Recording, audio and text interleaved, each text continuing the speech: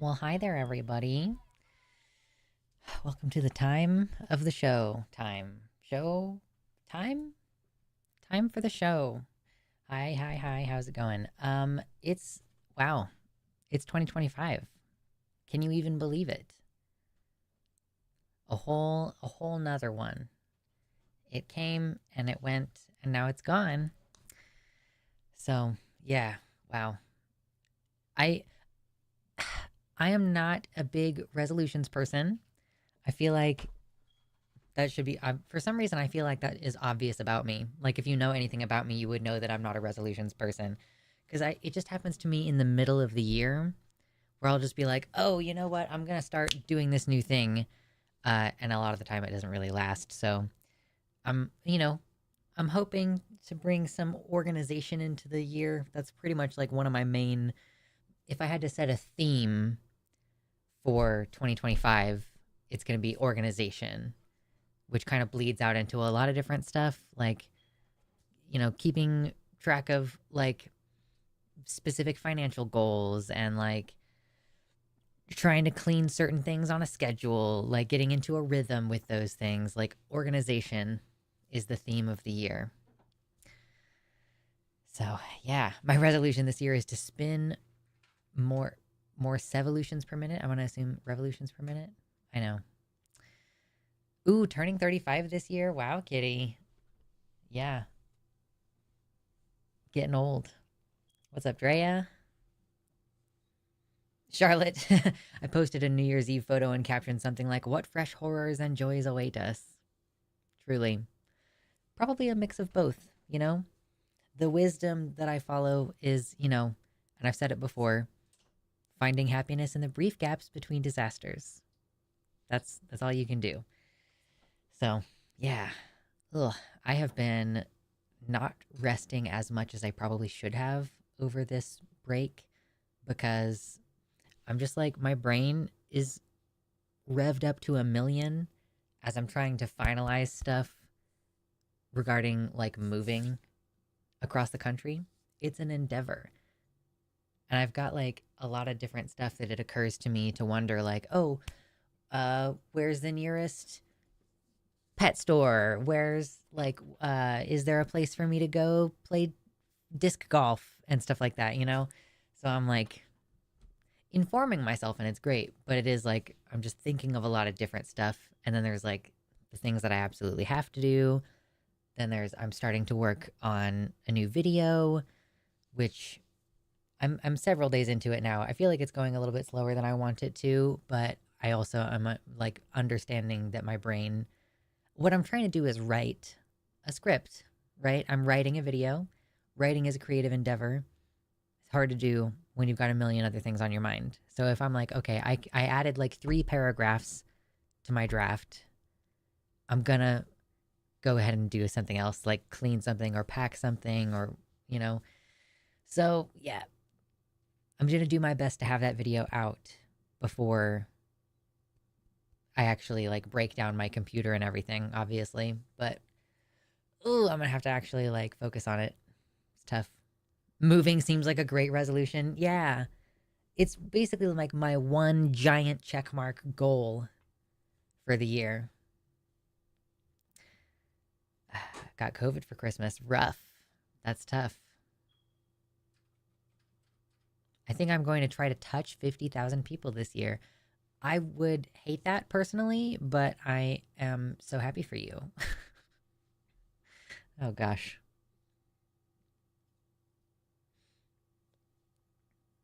Resolutions in the middle of winter seem silly. Like it should be a little bit more natural whenever it happens. Um, I mean, so I think honestly that it would make the most sense. I mean, I don't know.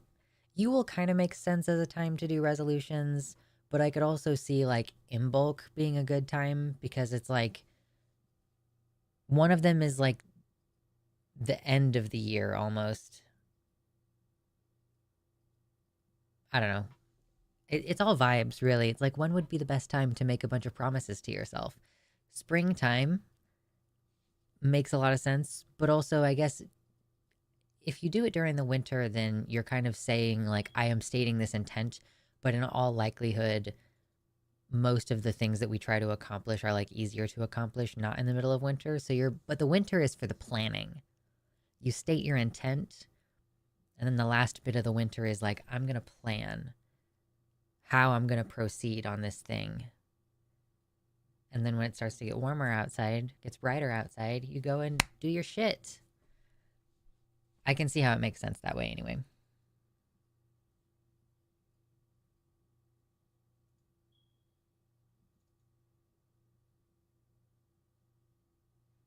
Yeah, you're absolutely right, Kitty. I think that this is the case with a lot of hobbies, actually. So Kitty says, disc golf is fun, but it all starts with one disc. And then you're like, I got to have three because long, mid, short range. And then you keep looking for that perfect all around disc. 1 year and 200 discs later, all there is the bag and the throwing. Yeah. I do have like 3 different discs for Frisbee golf. That is something that I have. The resolution is to plan for resolutions. Well, I mean, I think that we don't acknowledge the labor of planning. So, like, beginning to plan your resolution, like, that is like the plan being set in motion in a way. Like you state your intent on New Year's, and then you kind of like start working toward it afterwards, right? But I think that probably a lot of people fail so hard at their resolutions because they jump into like just do the thing. Like, I'm just going to go running and see how long I can go before I feel like I need to stop. As opposed to being like, I am going to gradually ramp this up by starting with walks and then brisk walks and then jogging, like building up and being like, I want to hit this benchmark by this time, by March, I want to be jogging for an hour a day or something, like actually plot it out and everything. And then check. You have to actually check too. That's the hard part, is afterwards going, yes, it's March. How am I doing on all these different goals that I have set for myself? Have I saved, if I want to have a certain amount of money saved by the end of the year, have I saved up enough each month to get there periodically? Because I will forget. I'll be like, oh, I forgot. One of the things that I had for last year was to do a Bob Ross painting. That was like on my bucket list for last year. And I didn't do it because I just forgot. I even figured it out. Listen, guys, I know that painting is an expensive thing to get into. Any art is kind of an expensive thing to get into. But if you have like the canvas and you have something to prop it on, you can just get a tube of white and a tube of black and do one of the Bob Ross colorblind videos. And that way you don't have to buy a bunch of different paint. You still have to buy the, canvas obviously is probably the most expensive part, but at least then you you don't have to buy like 6 different colors of paint.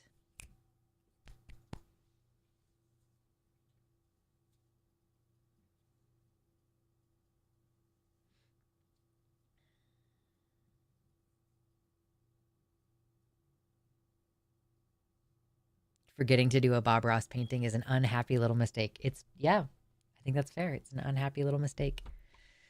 But I carried it over. I wrote it down for this year too, and I'll do it sometime this year. I'll like look at my year and be like, when should I do this in my year? Should it be for my birthday? That could be good.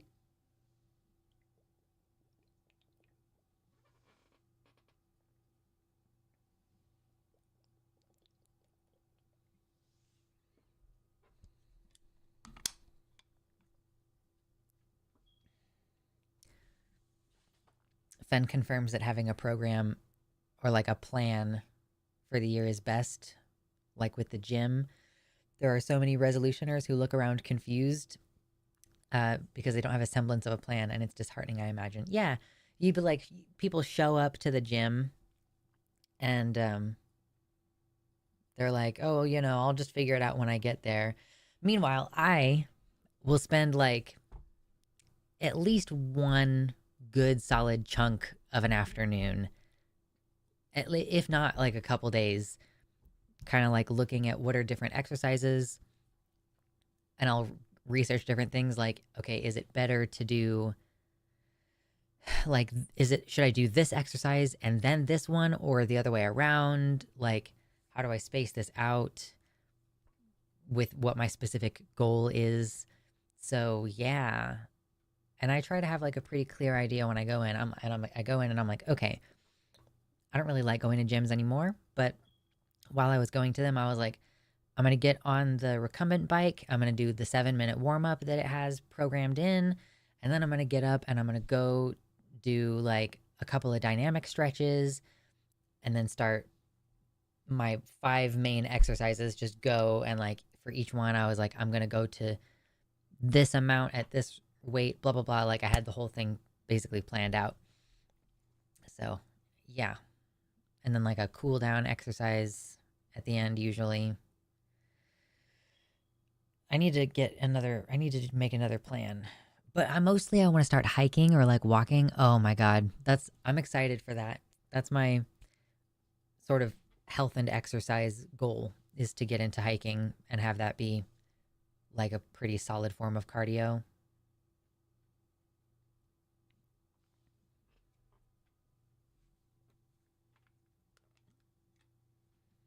Mom signed me up for a Chinese ink brushing and calligraphy class as a gift. Oh, that's cool. Nice. That seems like it would be fun.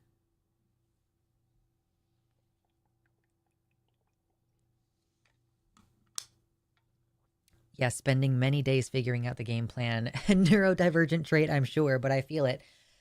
I mean, like, what are you going to do? You just going to go to the gym and like fuck around for like 20 minutes and then leave? Like, I don't know. I want to have a specific, like, okay, I'm doing this and then I'm doing this, and it would be most optimal to give myself this amount of time. And that's with a lot of different stuff. I look at that stuff when I was planting my garden last year. I'm like, okay, what plants should go next to which plants? How far do they need to be apart from each other? How close can you get away with it? Like, how often do they need to be watered? Like, when do you plant stuff? When do you move it in and outside? There's just like a number of different factors that indicate, like, it helps influence the optimal results. And not everybody wants to do that. I guess some people are just like, yeah, I want to throw some seeds in the ground and see what happens. But I'm like, I want to get as much out of it as I can. And if I just input the correct variables, it should turn out an optimal result. And like, why wouldn't you do it optimally? I guess is where my neurodivergent brain is. I'm like, why would you do it wrong? Basically. But not everybody's a planner. I'm a big, big planner. I have anxiety and it makes me feel like I have control over a situation. So, we do not have like a specific plan, by the way, for today of what we're going to talk about. We're just kind of going to meander topics around. If you guys have something specific that you're like, oh, did you hear about this happening? I feel like the news is generally pretty slow around this time of year.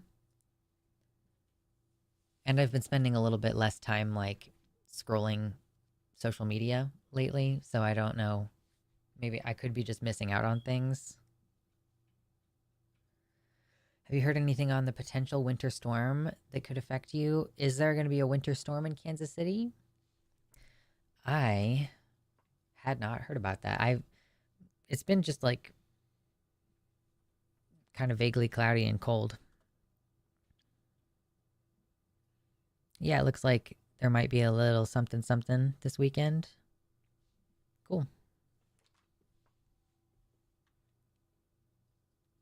Carter. Yeah, I saw Jimmy Carter died. Presidente Jimmy Carter. I didn't really know a lot about the dude. I know that people generally say he's a cool guy. Like, he gave up control of his peanut farm so that he wouldn't have like an interest group that he was attached to, basically. And so, yeah, I mean, as I understand, he was pretty cool. You could talk about jank at Toilet Paper USA. IDK if you're trying to avoid shitty politics. So it kind of seems like we do still talk about politics on the live stream, but that mainly the difference is the way that we talk about it, because I'm not sitting here going like, oh yeah, let me slip into my like, I'm recording this video for later to upload on the channel mode. So it's just a little bit more relaxed of a conversation. Yeah.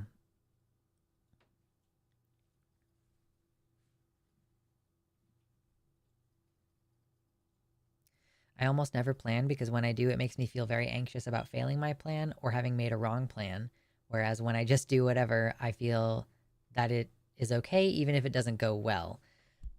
Totally fair. I don't feel that like attachment to my plan and like, oh no, if the plan goes wrong. In fact, I was, uh, um, I hit up Drea to ask more questions about driving through the Rocky Mountains in the winter. And part of what is going to happen as we go along is like, I might have to choose between two routes based on what the weather is going to be like. And like, is there any snow already in the area, even if it is not currently snowing, you know? Just lots of planning, but that's a planning that is like, I am going to have to be prepared to be a little bit light on my feet in terms of like the plan changing last minute, you know? And it just doesn't really feel bad to me. So that's lucky, I guess.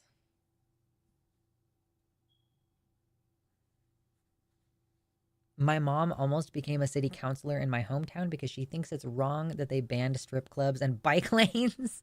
Wow, that's awesome. I'm sorry that she didn't win.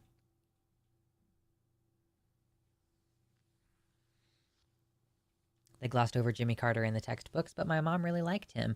Yeah, I feel like I didn't know much about him except the peanut farm thing. Like that he's used as the example of like, so you know, politicians should not be like having vested interests and especially like financially influencing them to make different decisions, right? And like Jimmy Carter is the guy who sold his peanut farm versus all the other politicians nowadays who have interests and misuse funds and stuff. My mom instead moved to the forest. Nice.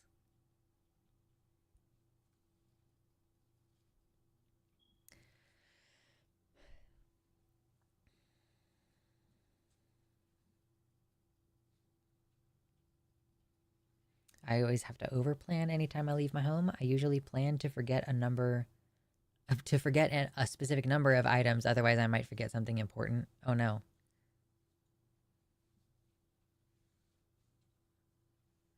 Skeptoidius says, weird New Year thoughts. You know how they have Miralax or Xlax for constipation? Well, they should have the opposite for diarrhea. Are you talking about like you need to have a medicine that's just going to absolutely brick you up? Is that what's going on? I mean, you're supposed to eat fiber when you need that, right? Get some fiber one.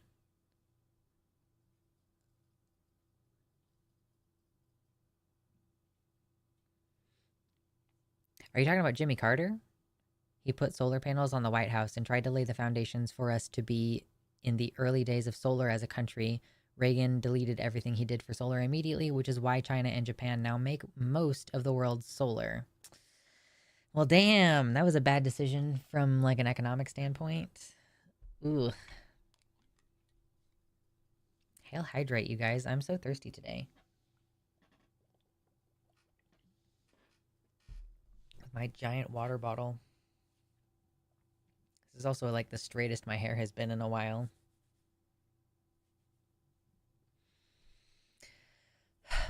If you're enjoying hanging out, because we'll probably do a lot more of that today, go ahead and hit the like button.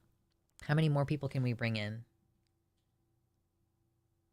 Because it always works. If you hit the like button, immediately YouTube like shows it to 5 more people, and we usually get a couple more people coming in.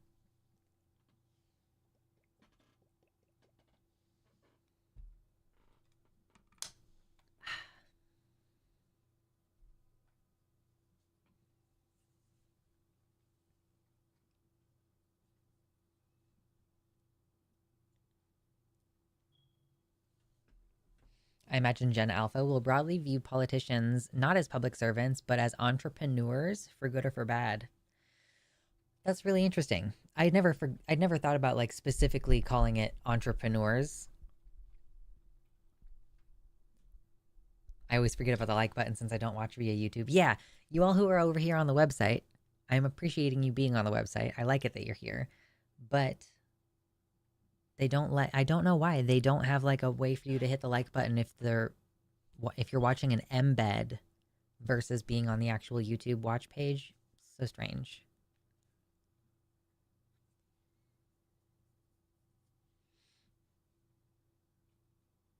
But yes, hello gay fish. I'm glad that I finally remembered to post a link to the podcast episode this week. I was just like, I was so out of the loop. I just did not want to be online last week.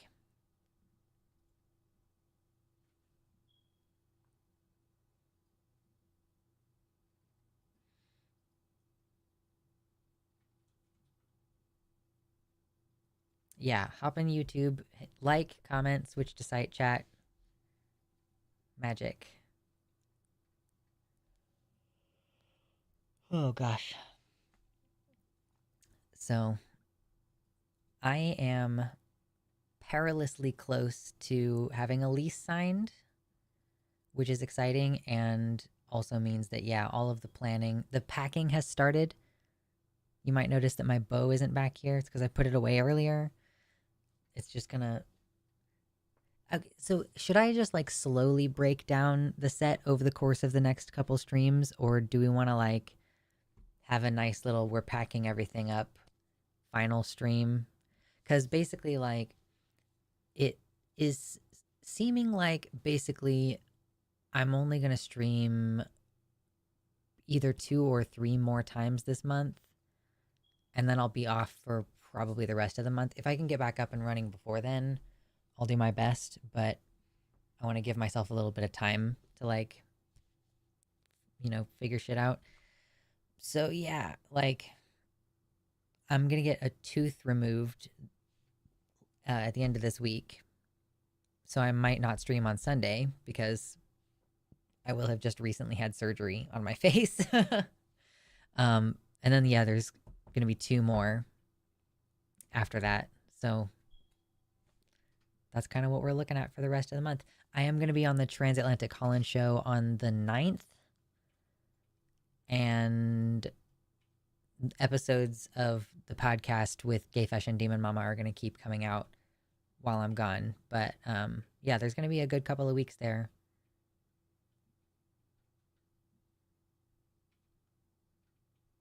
I wouldn't stress about the packing either way, as long as stuff gets where it's going. Oh, yeah. No, I mean, I usually don't like stress. I'm not like upset about the packing. It's just there's like a huge number of different things that I'm thinking about. I'm like, okay, I need to have this done this week, and like I need to work on this and this and this, and like this thing doesn't actually need to happen until later. So here's the other thing that's happening. Some stuff I don't really need to think about until later, but it's on my mind. Do you have any scripted videos for the channel in the month that you aren't streaming?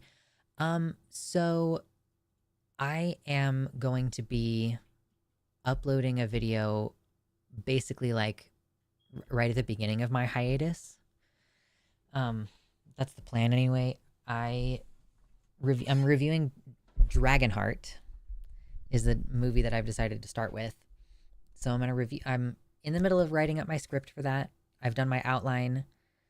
I'm kind of structuring the first draft, situation. And I might try to leave it like pretty loose. Like I might not create like a script that I'm going to stick to hard. I might just like leave some ideas and like leave myself a little bit open to ad lib it rather than strictly adhering to the exact words that I've typed. Just to keep it like feeling more natural in the video. But yeah, anyway, sidetracked. Yes, the Dragonheart video is being scripted, and I don't know, like I'll probably try to record it Monday if I can. I'm going to be recording a podcast episode on Monday, so it's like I'm already going to be doing that kind of shit anyway. Um, but like, yeah, is as long as my face isn't like super crazy swollen or something, I'll try to record that. Hopefully, get it edited, and then like it's gonna be out sometime between the 9th and the 17th, something like that.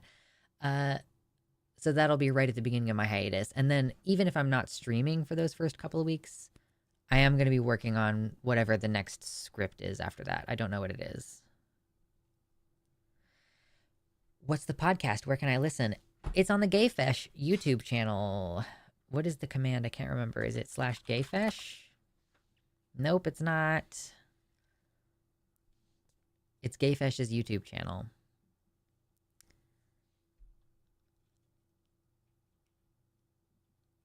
But the podcast is called The Many Worlds Hypothesis. And right now it's me and Demon Mama and Gayfesh talking about, yes, that's it. Thank you. I forgot that it's exclamation points. But yeah, we are going through the Captain America Marvel movies, basically all the Marvel movies that have Steve Rogers in them, except that we are also doing Black Panther. We decided to throw that in the mix. So Captain America movies, Avengers movies, Black Panther, and it's Gayfesh's podcast. Like, me and Demon Mama are guests on it, so hypothetically, like, there will be other guests at later points that respond to different things, because it's going to be a media podcast that can talk about any media. The Many Worlds Hypothesis, talking about lots of different fictional worlds. So I'm not going to be on it forever, perhaps. Captain America and Captain Wakanda, true. It is interesting how divided your opinions are on the movies that you've talked about so far. Okay, yeah, so here's the thing. I watched Avatar: The Way of Water over this winter break, and I think what I've discovered is that I like bad movies. Because I was like watching it and I was like, this is not a good movie. Like, it's not good at making you care about the characters or anything. It's just really, really pretty. And eventually it has kind of a shallow morality thing going on. But like, it's not like deep, and the characters are not like very well fleshed out, and it's kind of weird. But I also liked it, you know? I was like, wow, this is pretty. Like, this is actually enjoyable. I think that I just like bad movies. And that's okay. In fact, I feel like that's good for me, because it means that even if I'm watching a bad movie, I can be like, I'm having a good time, you know?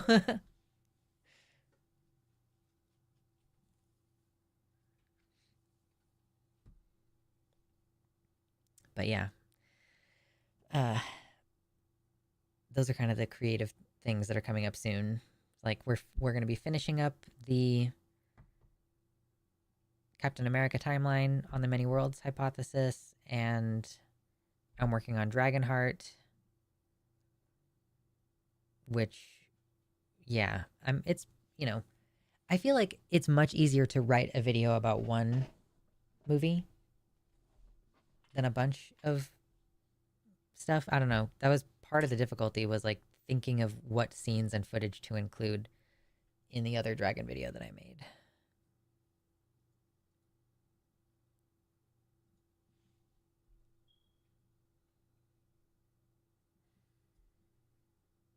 If you like bad movies, you should watch Equinox from 1970. I've never heard of that one.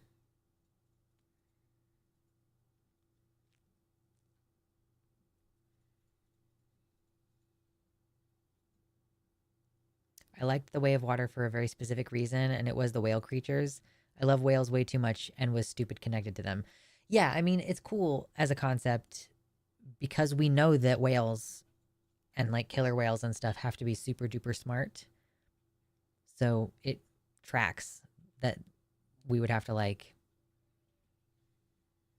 what would it be, what would the situation be if there were like hyper intelligent whales that were capable of communicating with us in a mutually understandable fashion? What kind of lives do they live? Like, what kind of morality do they have? That's interesting. Definitely, like, It's an idea worth fleshing out. It just wasn't. I don't know. I just feel like it didn't work in this movie, but whatever.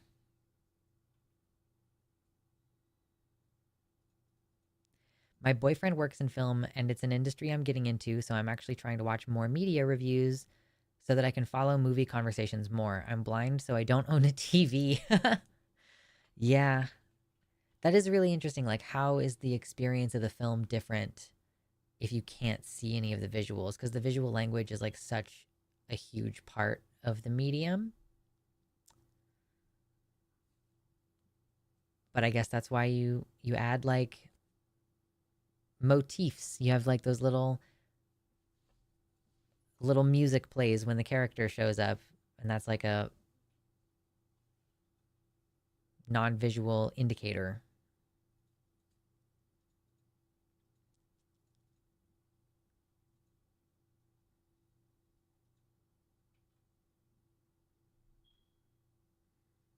I watched The Substance last week, then went to watch the director's previous film Revenge. Both really good. Trigger warning, humans are literally monsters. Yeah, I used to like horror movies and now I don't anymore. It's the thing that I've learned about myself in the last couple of years. Like I don't like watching horror movies. 44 people in here. We're just kind of chilling. This is my third to last stream before I go on a brief several week hiatus. So we're chilling, we're enjoying company. There aren't really any major news items for us to talk about today, so just hit the like button if you want to chill. Or if you don't want to chill, hit the like button before you leave. What size gauges are those in my ears? My gauges, they're zeros. Double zeros? Double zeros. They're 10 millimeters.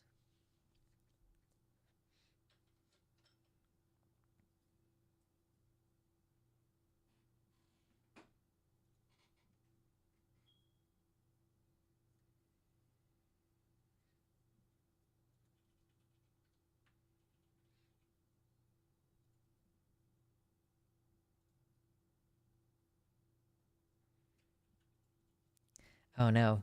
Kitty Tick with the brand new baby says the baby is tired and being silly. They have learned to fight sleep now. So young.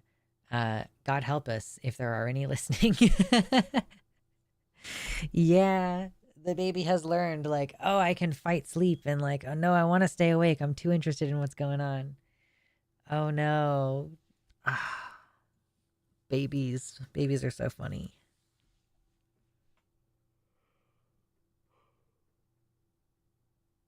Ugh, yawn. Goodness gracious. Mm. I have 3 drinks right now. It wasn't really intentional. I made tea and then I went to get lunch. So I have, and then I have my water. So I have 3 drinks.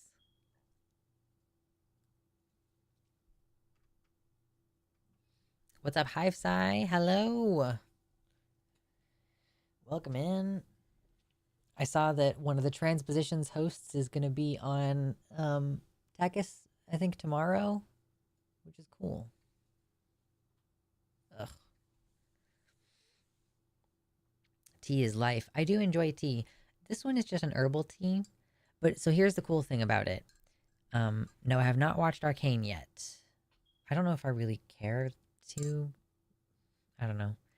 Um, this is a lavender chai, and it actually is labeled strong lavender chai. So it has like a ton of aromaticness going on. The flavor is super duper mild. And I put some honey in here, but it's lavender honey. I don't think lavender infused honey. I think it's like the lavender is the main flower that the bees ate off of. Um, but man, is it a great combo. It's so good. Stephanie Helm's going to be on Takis? Yes, I think that's correct. I'm terrible with names. I'm sorry, everybody. Mm. My room temperature herbal tea. Watched the first episode of Arcane earlier and it was wow. Nice. Yeah, what have I. So, Yeah, I got my Stars membership trial thing and I watched the Ballad of Songbirds and Snakes Hunger Games prequel like 5 times. And then what else have I watched over break? I watched Daybreakers. I had previously watched Bicentennial Man like a few weeks ago, which has Robin Williams as the main character, but Sam Neill is also in it.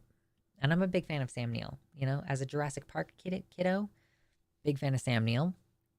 And then Daybreakers also has Sam Neill in it.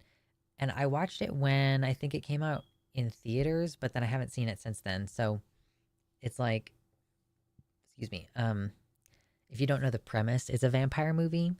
And it's like in the future when the majority of humanity has converted into vampires, they're running up on like the possibility of a blood shortage and the possibility of like the extinction of the human race.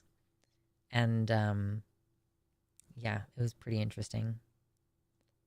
I could probably like think about it and go like, "Oh yeah, well vampires typically represent like wealth and so this video or this movie you could say is about like capitalism or climate change or something like, you know, if human greed doesn't stop and human greed is personified by the bloodlust of the vampires, then it's going to destroy the planet and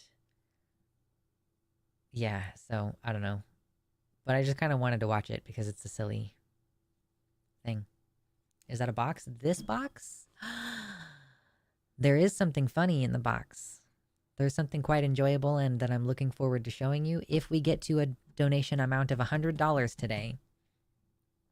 There's only, this is the third to last stream before I am going to be gone for a few weeks. So if you want to help me move, if you want to know what's in the box, donate. And I will show you what's in there.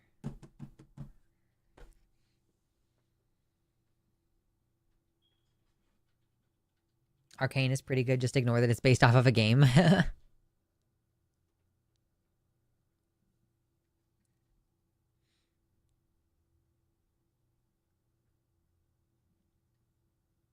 I've been basically just like in the mood to watch movies lately, but I haven't settled into a show.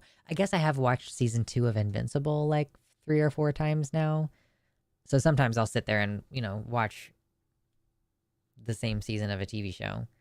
It's not gonna be too long here before I do another House of the Dragon watch through. Just tank through that one in about a day and a half. Oh gosh.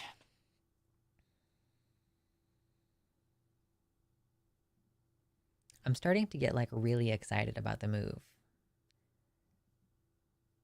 And it's like probably still a couple of weeks off basically before it's like here. But I feel all this like activity. Like I want to be doing stuff. You should watch For All Mankind. I have not heard of that one. I don't think.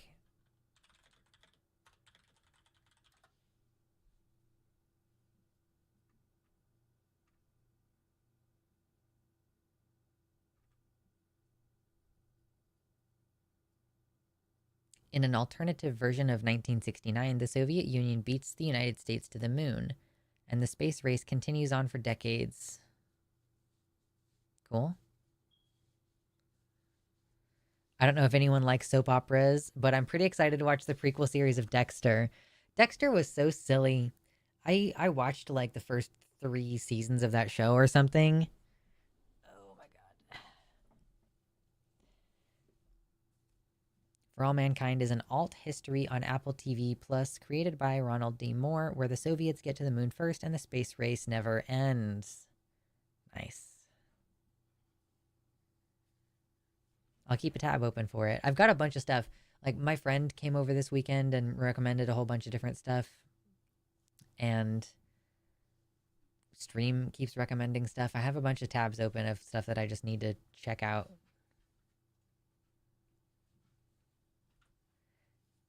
Yeppy Hugh near. True.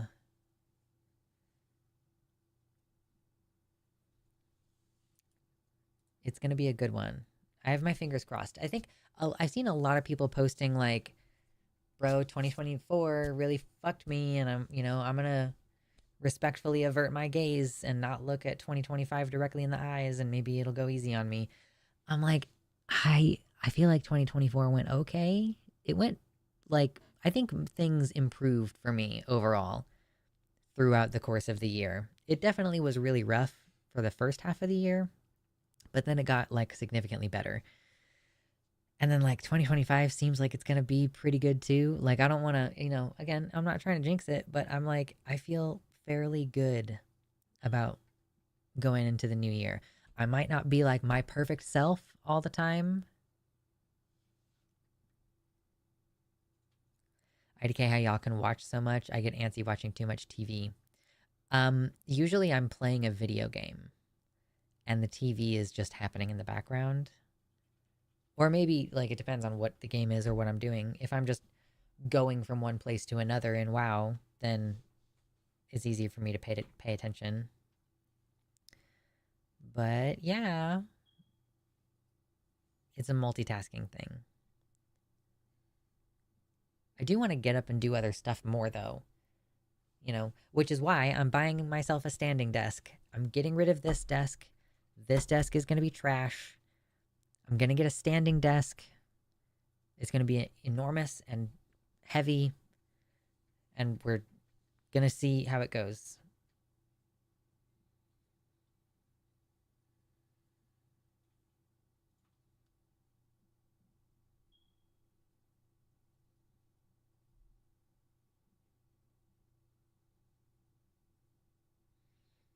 What's up, Dally? Surprise new friends were made on the one outside errand I made myself do to help pass the day. Nice. I am hoping to engage with some of my hobbies in the new place that I'm moving to in a way that hopefully enables me to make friends. I just have a desk and stand sometimes. Yeah, I want to remove the... I feel like when I sit down, like the motivation to action kind of can go away. So I'm like, okay, if I'm working, like if I'm editing or writing, should I try to do that standing and see if that like keeps my brain a little bit more focused? Or maybe I just need to like set up a laptop somewhere else and write on a laptop, like away from the multiple monitors that I have and the many tabs that are open and the games that I have access to and all that. It's like, yeah, maybe I'll just go on the laptop where I don't have a bunch of shit installed and just have my tab for writing open and then like maybe the Wikipedia that I'm referencing. So I'm trying to increase my productivity. It's kind of a health decision, but not really. I mean, like, you do burn like a tiny bit more calories standing than you do sitting, but like not that much. Whereas you could go for a 30-minute walk and that would make a much bigger impact on your calories for the day. But, it's more of like a posture thing for me too, because I have a tendency when I'm at my desk to slump forward. So I just feel like a standing desk will help.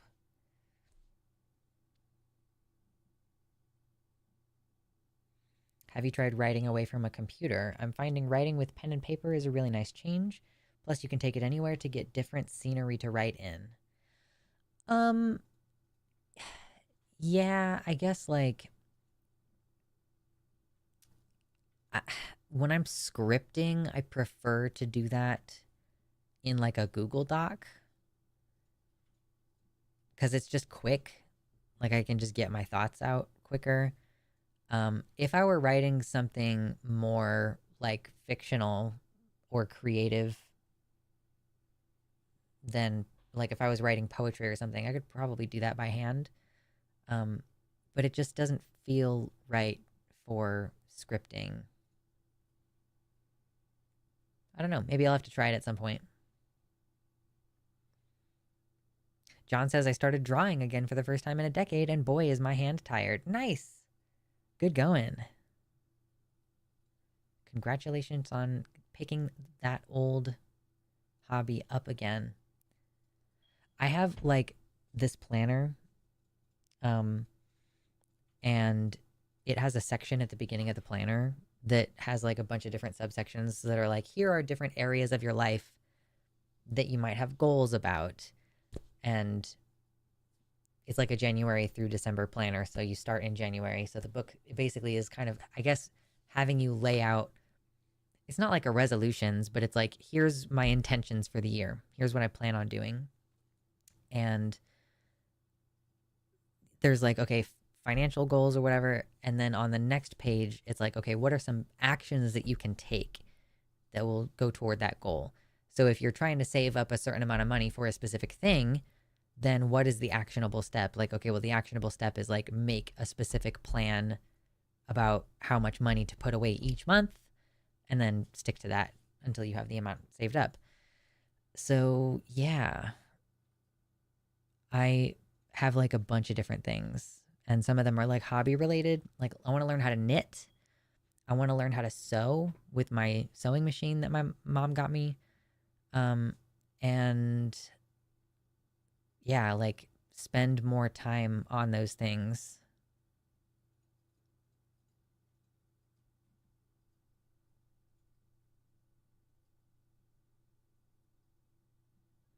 I've decided to commit to knitting every day. One of my goals from the last year is to set up my living nook. Knitting up projects will help me achieve that goal. Nice. Yeah, like one thing is, I think it would be really difficult, but I would like to learn how to knit socks because that would just be like a very useful thing to be able to do. And I have a bunch of sock weight yarn, so I could get rid of some of that.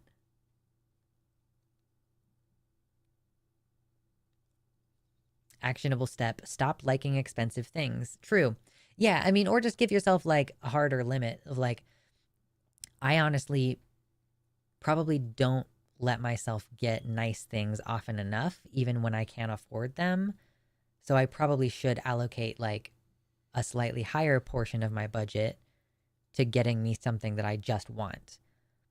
So like if I'm getting yarn to teach my, if I buy like a whole set of knitting needles, which I need to do if I'm going to start knitting, because I don't really have any, that's like money that I'm spending investing in myself and investing in a skill, but also like a thing that I just want to do.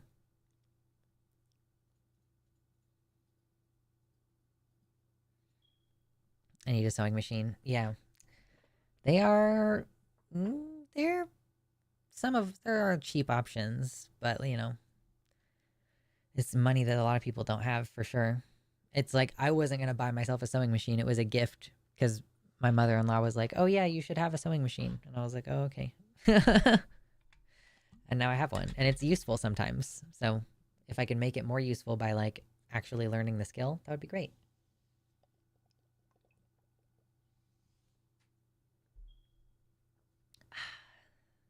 Riding under a tree hits different. I bet it does.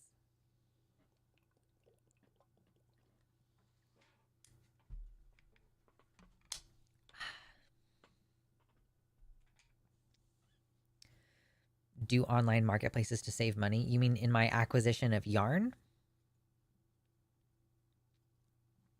People give away yarn all the time, like at estate sales and shit like that. So it's like pretty, it's pretty easy to like accumulate a bunch of yarn. But then it's like, unless you're buying it for a specific reason, then you end up with a bunch of yarn that you're just like, what am I going to do with this? Like, I haven't decided what project that is going to be used for yet, you know? What sort of needles are you looking for? Straight, circular, double pointed, all of the above. I don't know anything about knitting. Like, I know that you use knitting needles. I have technically done some basic stitch for about this much yarn. But yeah, I don't know anything about it. I know that I would like to be able to someday knit socks. That's the direction that I'm headed. Oh yeah, online marketplaces and thrift stores to find stuff like sewing machines, equipment, whatever. For sure. Yeah, yeah, yeah. Like Facebook Marketplace, it's good to watch just to see if there's like, yeah, used vintage machine kind of thing. Yeah, look for knitting needles. I'm I was told, I think it was Kitty Tick who told me, it was either Kitty Tick or Zypation, I can't remember which one, that I should, when I move to the Pacific Northwest, like go ahead and buy a bike on like Facebook Marketplace because they like there's a very popular biking culture and people are getting rid of bikes all the time. So, like, yeah, I could just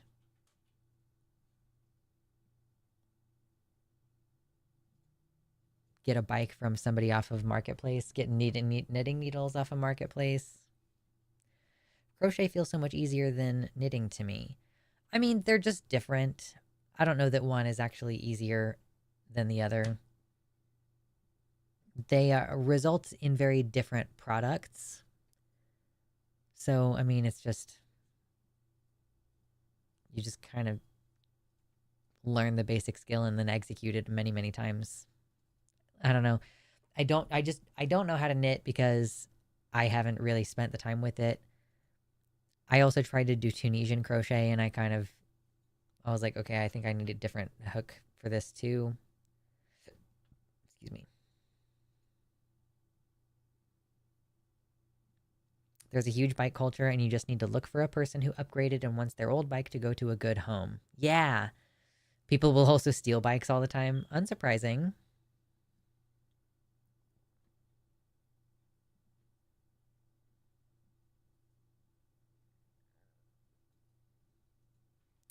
Charlotte says, if you're pathetic enough, sometimes people will just give you a bike. I've walked to meet someone and I guess they felt bad for me and just gave you a bike.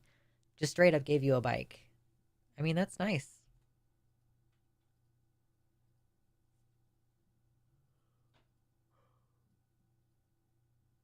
Very lucky. Very lucky timing.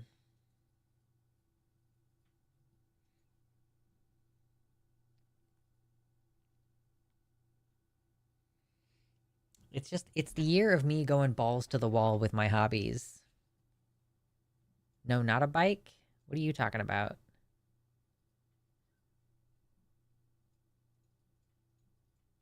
Knitting needles? No. What are you talking about?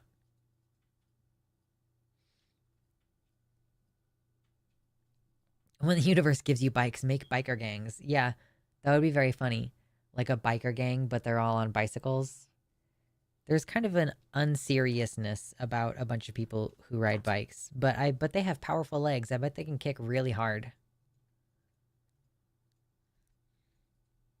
I really want to hike more than I want to bike, but they're two different things. You do them in two different places.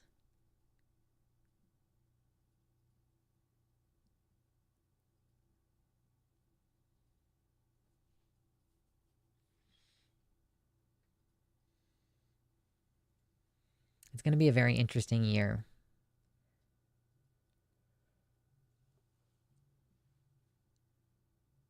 Yawn.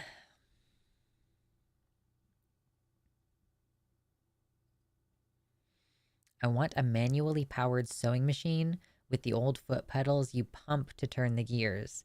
They are so fun and good for super delicate precision work. Nice.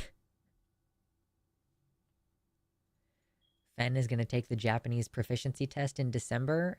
Ooh, study hard, study, study.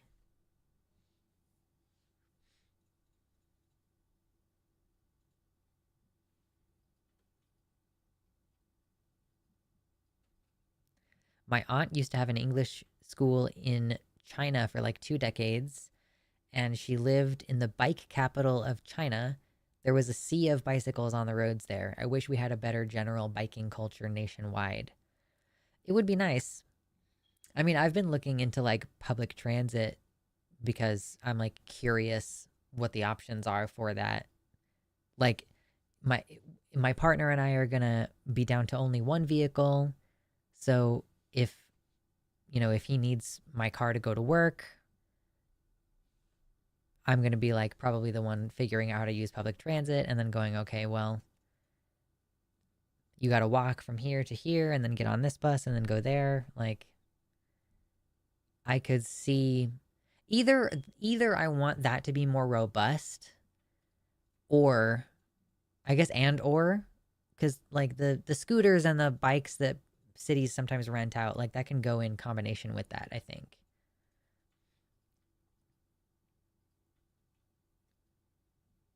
But man, like I think one of the hardest things to overcome about our culture as is right now is like, I mean, there are places where there aren't any commercial things within like a 30-minute walk. Like you have to walk more than half an hour to even get to a place where like you're out of a residential area and you're in a business area. And the like vice versa too. Like there are lots of places across the country that are only corporate. And like, so yeah, even if you lived on the very edge of this, like you lived in the residential area on the very edge of this area that has been zoned for commercial use, it might still take you 30 minutes to walk. And that's like extremely hostile to pedestrians because it's like the cars are whizzing by fast and they're very close to you. It's just super unpleasant. Um, but like, yeah, how do we increase like especially biking and walking if the cities are so spread out and like zoned in this weird way? Yeah, the USA is terrible for mixed use zoning, for sure. Yeah, but yeah, small towns suck, especially if you don't drive. Yeah, like they just do not have public transit options, and then you have to walk all the way across town to get to shit, which is a bummer. I know I've heard this saying before, and I really kind of understand it better now that I've started learning more about public transit, that like they want like people want to invest in public transit so that it like every route has buses showing up like every couple minutes, like every 5 minutes or so. Like so that you don't even really have to plan your trip. You can just hop on the bus basically anytime or with a very short wait, you know, because otherwise you're coordinating like, okay, well, this bus is going to show up here and then I need to walk over 2 blocks to this other bus stop, but that bus isn't going to show up for another 15 minutes. So I'm just going to have to stand here.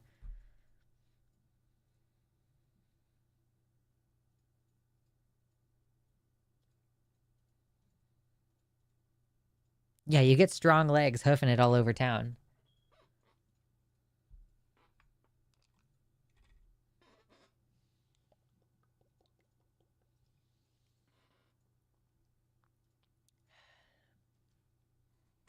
Nomadic says, I'm on a light rail right now, actually. Well, rub it in, why don't you?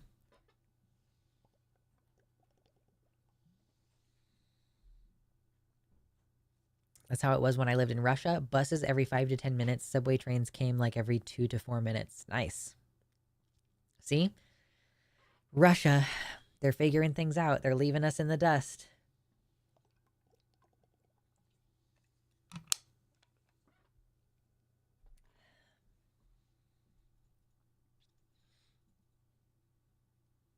I'm a huffer. I've been busing since August and it def takes planning. Yeah. Although I did figure out that Google, see, it depends on where you're looking, but it seems like it keeps track of like when the buses arrive and leave and stuff. So like if you're planning out your route, it will account for like the amount of time that you're going to spend waiting for the next bus to show up, which is cool. Yeah, all that communist infrastructure over in Russia.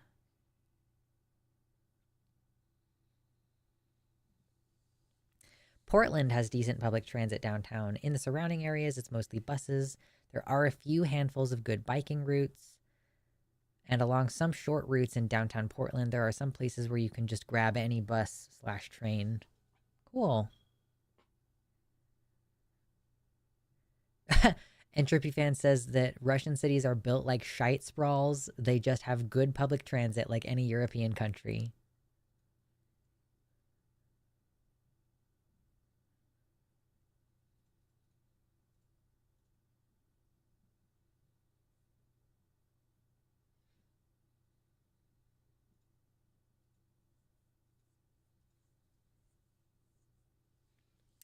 I rode TriMet when I lived in Portland, but I remember having to plan to leave like an hour or two ahead of getting anywhere. Yeah, that's the thing. You know, I really value having my own car because it's like, okay, I could take public transit and get some steps in, and it takes an hour, or I could get in my car and drive there and it'll take like fucking 20 minutes or whatever, you know, like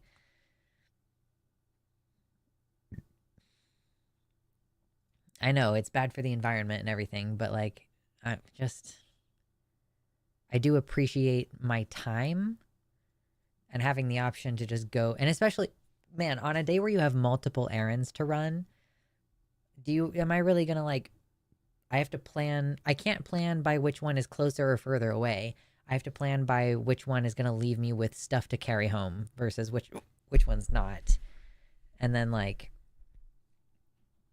spend like okay, now I have to walk from here and wait for here and wait for that and blah blah blah. Like I love having a car. I know it's very selfish.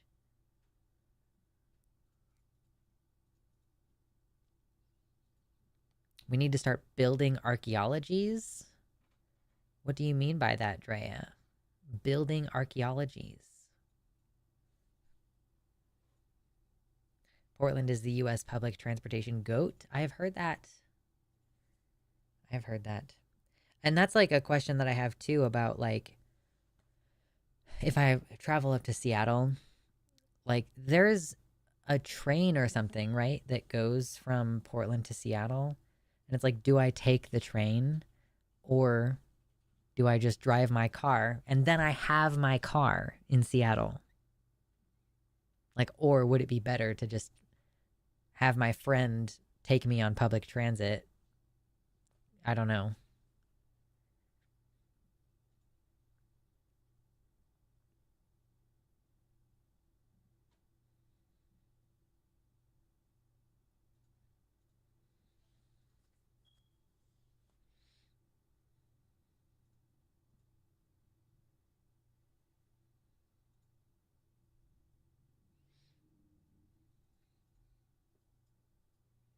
Arcology. Massive structures containing integrated living and working for entire communities. Oh, okay. Oh, right.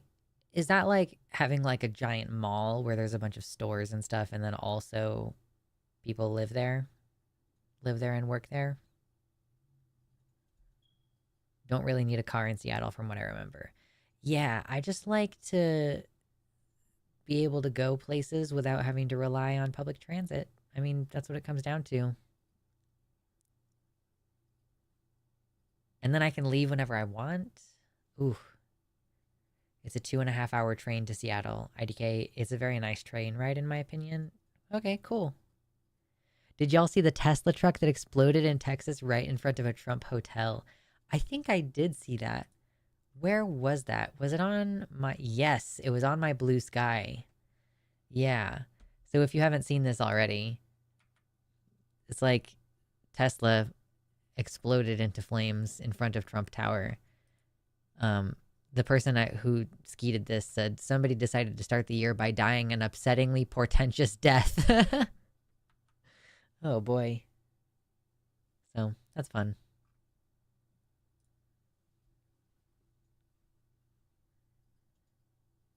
Someone needs to make the Bass Pro Shop pyramid into an arcology. Oh geez. Cars are beyond useless in Seattle, at least in the city. Okay. Oh man. So I just take the train to Seattle if I want to visit Seattle? All right. Well, that's fair. I mean, it's, it's going to be more restful that way.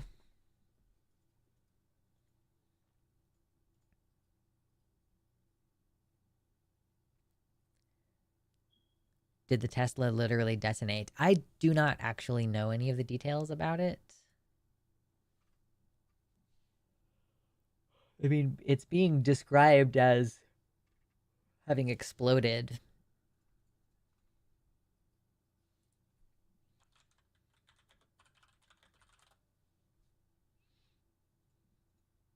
Yeah, it's apparently an explosion. All I can say is I fucking hate driving in Portland. I have driven in hundreds of cities. I don't like Portland. Okay, good to know. If I ever visit Portland, I'll just take public transit.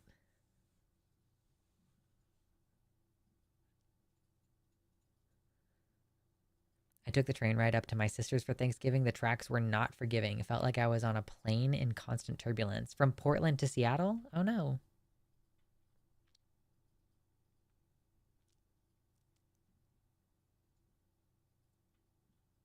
Even Google is confused when driving in Portland. Oh, that's terrifying. Early reports about the Tesla are saying that it wasn't an attack, just a Tesla spontaneously exploding itself. That does not bode well. What would be worse? Is it worse for this to be a terror attack, or is it worse that the Tesla just fucking explodes because?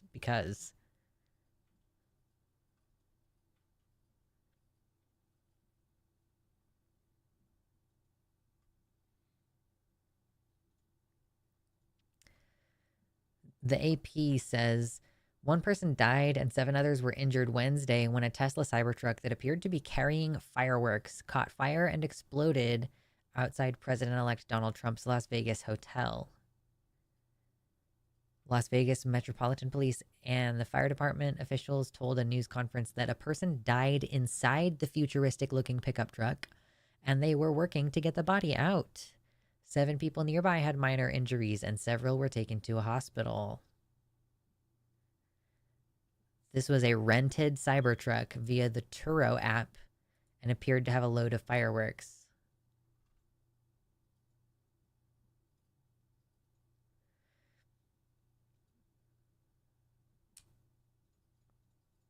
Okay, interesting.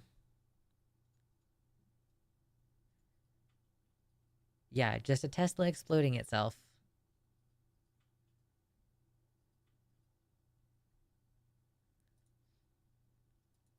I've actually seen a few in person recently, and I had mostly just not seen them for a really long time. I saw one, and it was like a middle-aged woman driving it. I was like, is this your son's Tesla? Like, why are you driving this thing, middle-aged lady?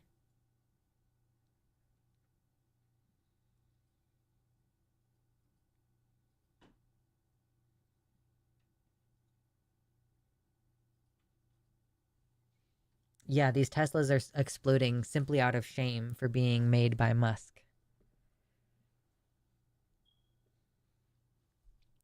I have heard reports that raccoons are climbing all over Cybertrucks because they look like dumpsters and they're trying to get into them because they think like, ooh, maybe there's yummy food in there.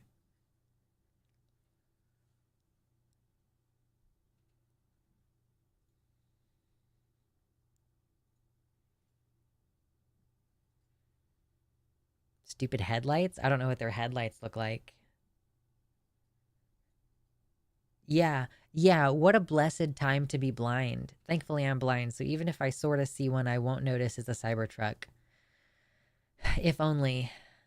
If only, truly.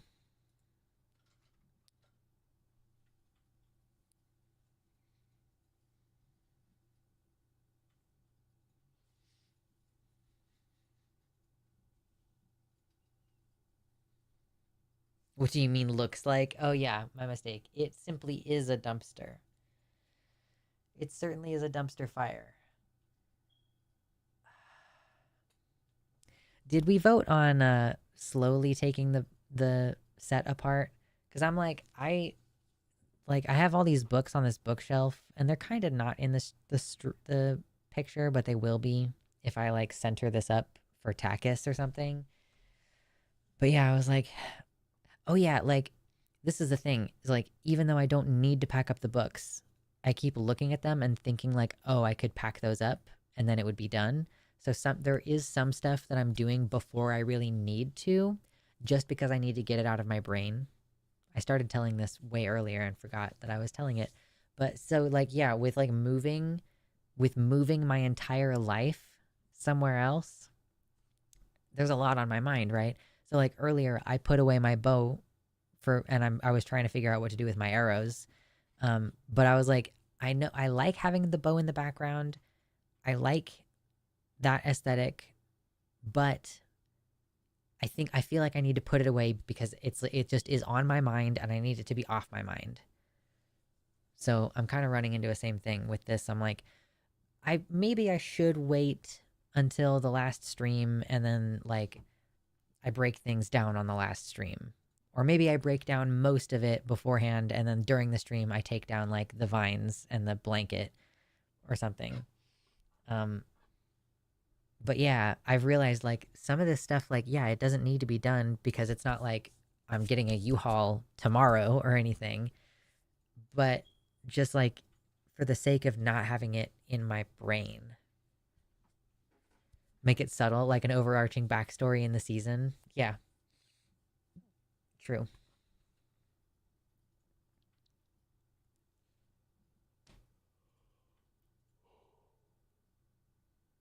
Oh my god, yawn. I'm such a sleepy boy. Always such a sleepy boy. Hell yeah, breakdown stream. It's like this is me having a breakdown. Like, I'm gonna cry a bunch. It's my breakdown.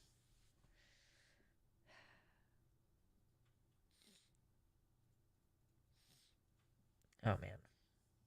It's that time of year again. In the wintertime, I always have this where I like it's hard for me to breathe in my nose, but it's like dry. It's like dry and also swollen and like I don't know, I can't breathe. I fucking hate winter.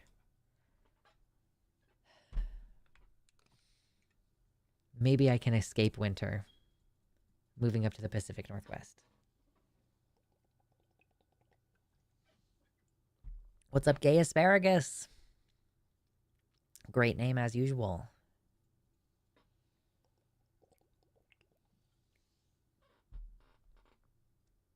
This stream is silly? Yeah. This is silly.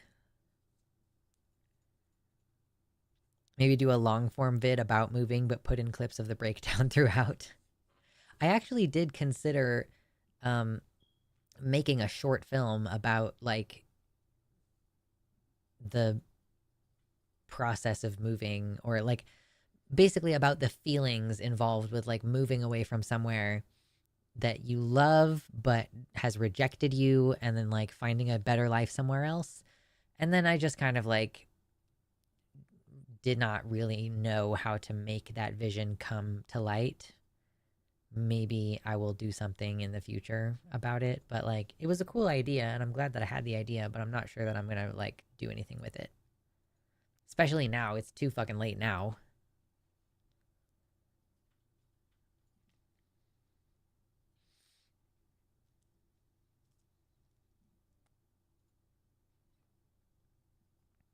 Charlotte says, hey, if anyone else who does weekly HRT on Wednesdays, it's the first day of the calendar year. Congrats on another week, another year. I skipped it yesterday so that I could do it tonight. Yeah, be safe about your meds, you know, but now you get to like sync it up with the new year. I can see that.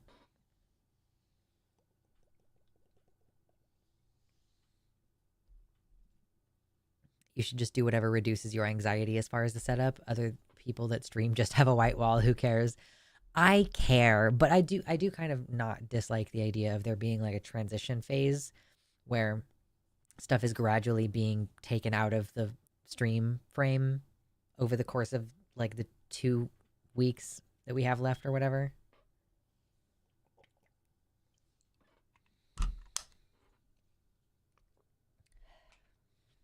And then I record something in the new space and it's basically blank until I build it up. Like, I don't know, something along those lines.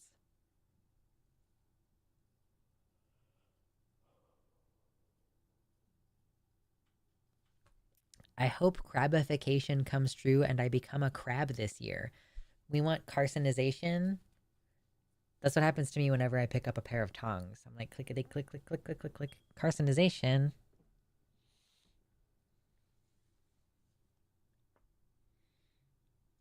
A transition phase, you say?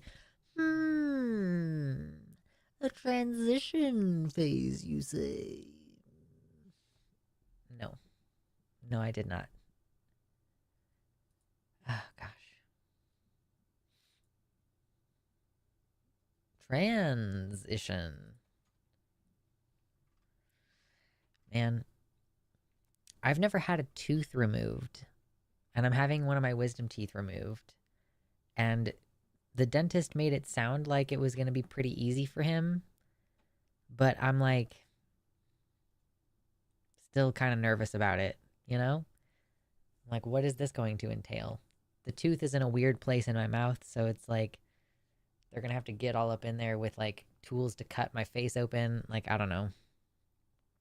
I'm a little nervous.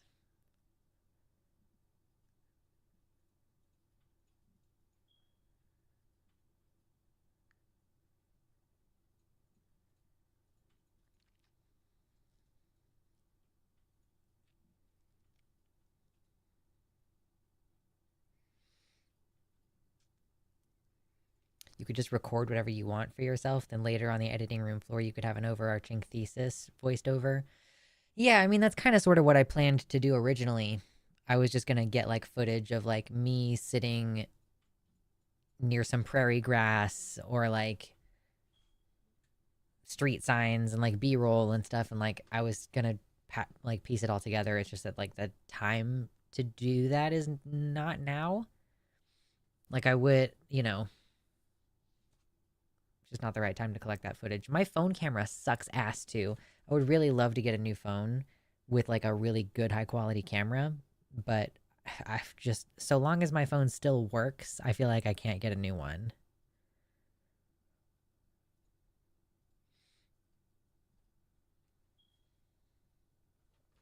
And they're expensive, and I would rather save up to like get a house or something, you know.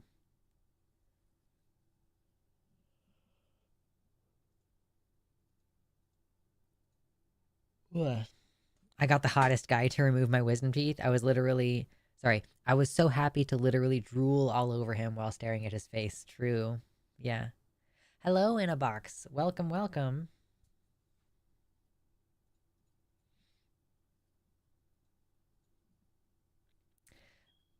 I had, what is that, a wisdom tooth? You had a tooth digging into your skull on Percocet for 4 days. Oof. Pretty sad when you have to choose between a house or a phone. Yeah, I mean, I am not. So, okay, so our friend came over this weekend, and we've been great friends with this guy for like more than a decade, and we have a lot of the same interests and goals. Like, and he is also kind of like skeptic oriented, so he knows about like all the climate change things that are happening and like the need for self-sufficiency to some extent.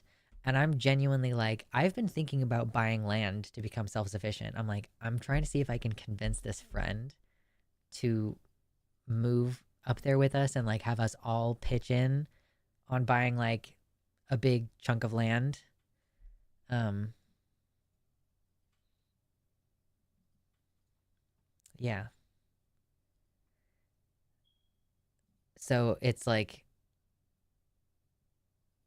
I guess I wouldn't have to save up as much money, but I'm not trying to get like a cheap house. I'm trying to get like a chunk of land that may or may not even have a house on it, which I would then have to pay to build a house.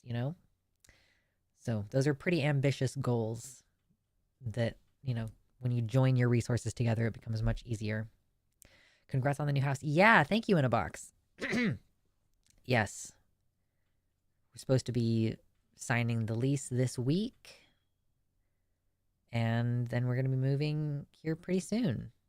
I was telling everybody earlier, I'm having my tooth removed tomorrow, so I probably will not stream on Sunday this week, but then the next Wednesday and Sunday I will stream, and then like that January 12, yeah, January 12 will be the last stream potentially for the rest of the month. I'm not going to press myself to get up and running before the end of the month, but I'm going to, probably February 2nd at the latest, but we'll see what happens.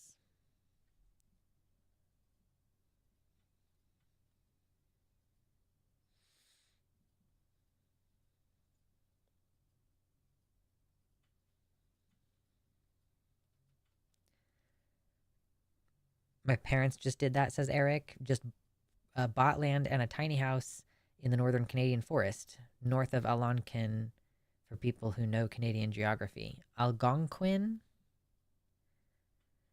I'm really bad at reading stuff and making it come out of my mouth correctly.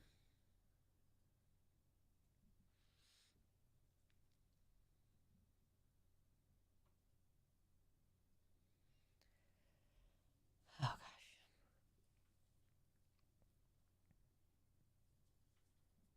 I'm like, what else is going on?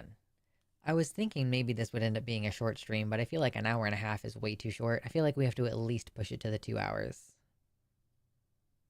Somebody has to give me, like, I need like to get at least a $5 donation today, you know? I just need one. And you will sustain me. The last stream, I'm gonna try to be like, yo, this is my big like last time I'm streaming this entire month. So like, the one where I'm gonna be really annoying about donos is gonna be Sunday the 12th. But I appreciate them in between now and then. Yeah, buy one of those 20K houses from Amazon. Just, I mean, yeah, like technically that is like an option. If you buy a chunk of land and there's no house on it, or if the house is like dilapidated or something, you can just get a trailer and live in a trailer while you're building the house, or like having the house built or whatever. And it's, you know, it's not like the most optimal situation, but it is definitely doable. I know somebody who's living in a fifth wheel right now. It's like cheaper, saving money.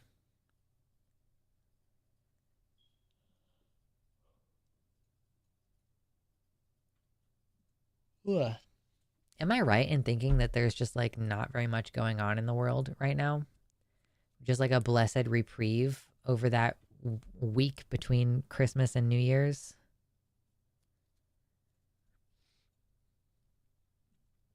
I plan on buying a school bus or motorhome eventually to live in for a year.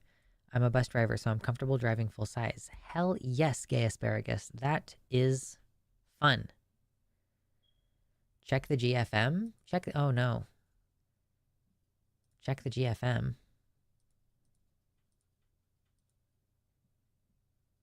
Oh my god. It always wants me to like log in. I've always wanted to live in a motorhome, travel around the US while working. Yeah, we looked into it pretty closely because my partner and I, you know, we met at the Renaissance Festival. We really love the Renaissance Festival, and we were looking into it for a while. The prospect of moving around the country in an RV to, I don't know, like we hadn't really figured out what we were going to do. We like the idea of selling ocarinas. Is that a $30 dono from Ben? $30 donation earlier from Ben onto the GoFundMe. Thank you. The GoFundMe is still open. I'll type up an update for them like later this week. Yeah. So yeah, I got at least a $30 dono. And Canadian $10 from Eric says, yeehaw, thank you.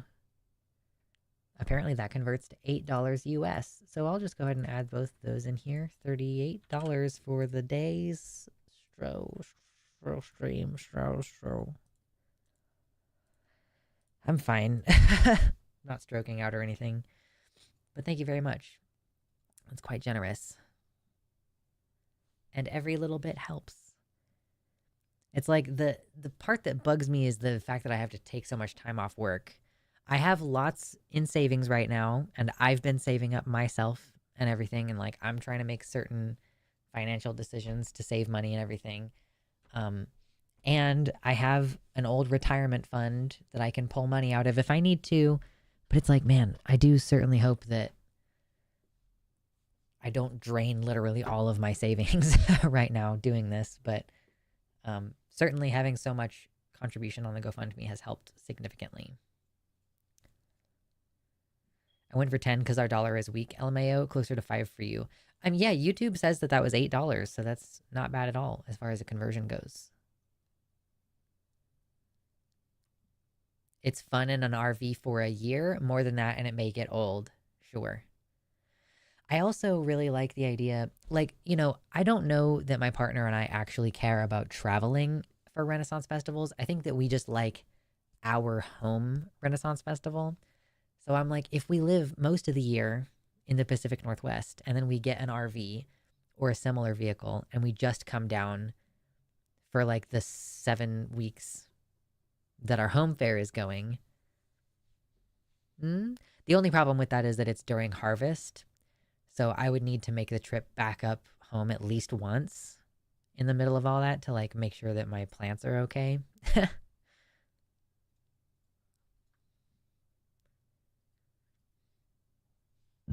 Excuse me.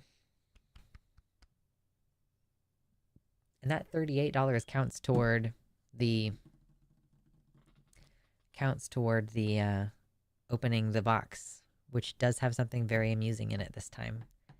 The box is full of amusing things.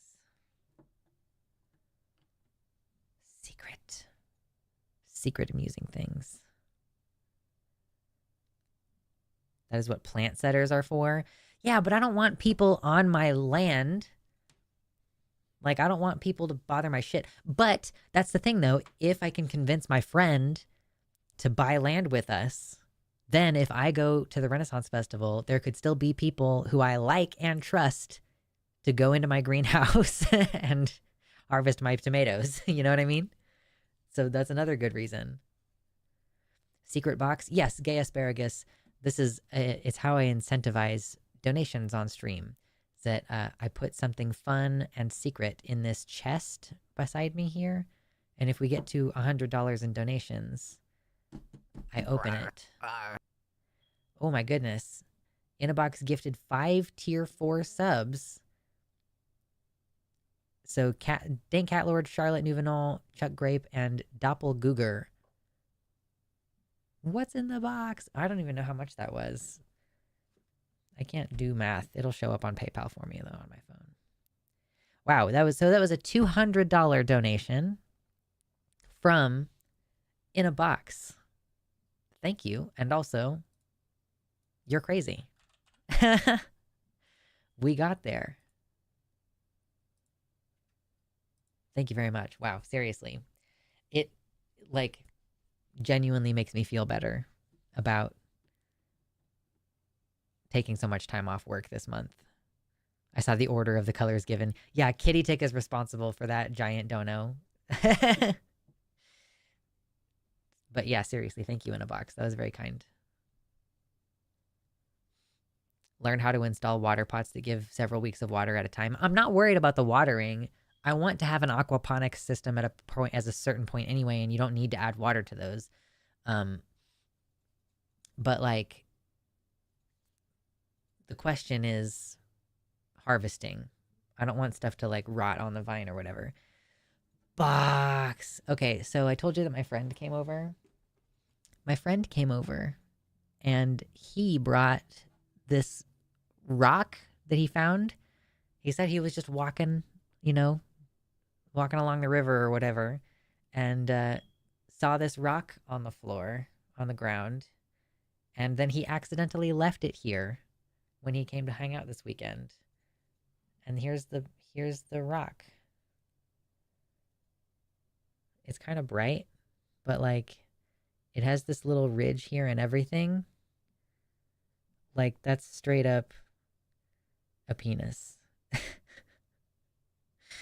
So that's what I decided to steal his rock to share with you. That is what happened. This is stimulating my autism. Yeah, it's rock hard for sure. Yeah. Look at that thing. It's rock hard. It doesn't work on this side as much, but on this side, it's definitely a pee-pee. So thank you for sharing that with me. Beppis. Yeah. For sure. Oh gosh. It's average size peener. Yeah. Super average. Well, I guess if for some odd reason we manage to get to $300 for today's stream, I will show you what's in the smaller box, because we do have a smaller box. Oh no. Dank Catlord has gifted In a Box a tier 1 subscription. Have a subscription. Nice. In a Box always does that. either donates directly or gives gifted subs, but never gets a sub for themselves. No, my whiteness. Yeah, yeah, yeah. Okay, so that is 243. All right. So there is another box. This is a little box.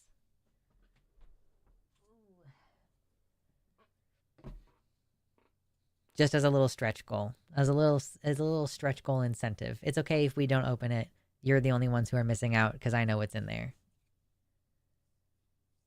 Box full of phallic objects. Yeah.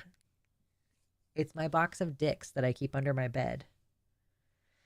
I wish my friends brought me rocks. I know. What's really funny is that he showed me this rock, and then I was like, bet, check out my rock that I found.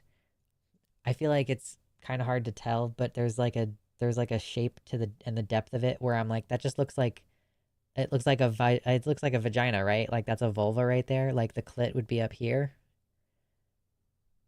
right?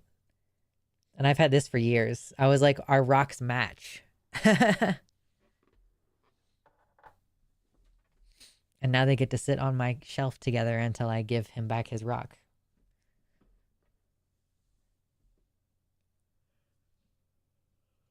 What's in the other box? Is it a box in a box? Maybe. I don't know. Okay, good. I'm not the only one who sees the vulva in the rock. Happy New Year, Angelica.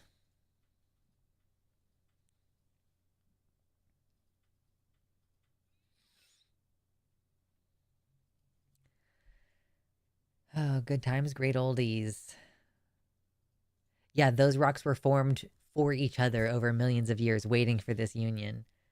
Just, they're ready for it. Absurd. Oh my gosh, I should drink more of this tea, even though it is definitely cold. But it's got a lot of honey in it. I mean, not a lot. I'm still very excited. Lavender chai tea with lavender honey in it. Man. Mm. Oh my gosh, that's delicious. It's crazy how good that is. I'm so glad I've become a tea person. I did not expect it to happen, but I think that I couldn't accept tea into my life until I stopped drinking caffeinated coffee. Something I just like, I think caffeinated coffee was just dominating everything.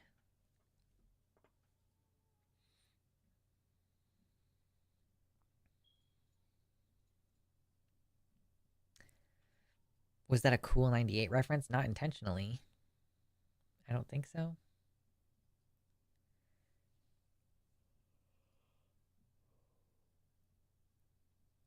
Ugh. Man,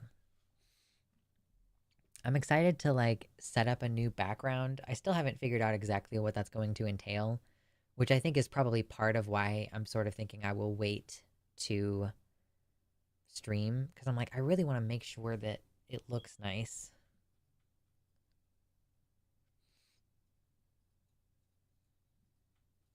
If God doesn't exist, then explain the penis and vulva rocks. Checkmate, atheists. True. Checkmate.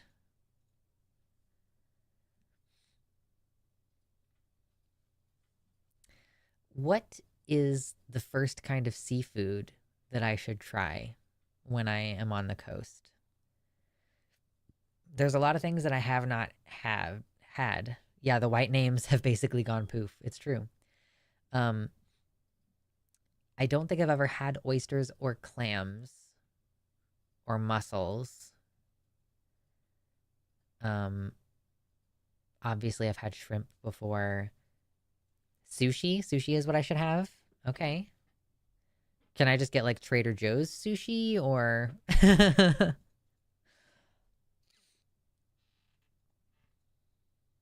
Geoduck? Okay. Good Times and Great Oldies was the oldies radio station when I was growing up. Cool 98. Oh, I'm sure that Good Times Great Oldies is a reference to the radio. I don't think it was reference to Cool 98 specifically. Flying fish egg sushi is a fave of mine. Interesting. Oysters. As a Louisianan with a shellfish allergy, there are a few things from the sea I can recommend. Oh yeah, understandable. P&W is best for salmon. Tons of sushi places around Portland. It's pronounced gooey duck. It's spelled geoduck. Is that not what you said? Yeah. It's pronounced gooey duck. And it looks like dicks. Wait, what? Come back. I need you. Come back, chat. Where are you? Oh, I've seen these before. Yeah, it's like, but you don't eat like any of this stuff on the outside because the stuff on the outside is like super tough, right? Like you only eat the stuff that's inside the shell because it's like less tough. It's like more tender.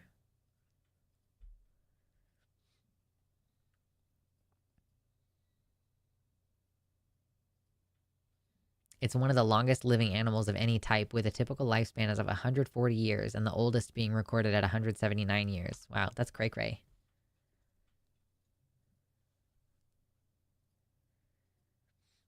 I was a huge fan of some good fish and chips on a dock from a place that sells daily caught fish. I recommend 3 or 4 tables that only have vinegar on the table for condiments. That's going to be. Oh, okay. So a restaurant that only has 3 or 4 tables and have vinegar on the table as a condiment is going to be good food. Good. I've never had gooey duck. I just think they are funny. And pebis. Oh, yeah, for sure. Pebis. Absolutely. Beach towns on the 101 have the best clam chowder trope. Some in bread bowls. Ooh. That sounds yummy. Clam chowder. Ugh.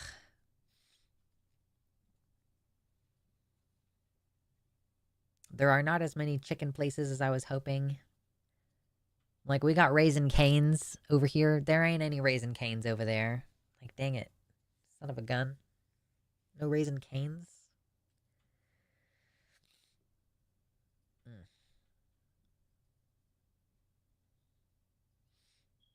Does anybody else have that thing where it's like your brain doesn't know how to deal with things that are about to happen? Like shit's about to change a lot and I'm like excited, but also my brain, I don't think actually knows what to expect to some degree. So I'm like, oh man, I can kind of imagine how that's going to be, but actually physically being in the motion of change is going to be still pretty overwhelming, I imagine. No homophobic Chick-fil-A? I'm not sure. I can't remember. Well, I wasn't looking at whether there's Chick-fil-A, I guess.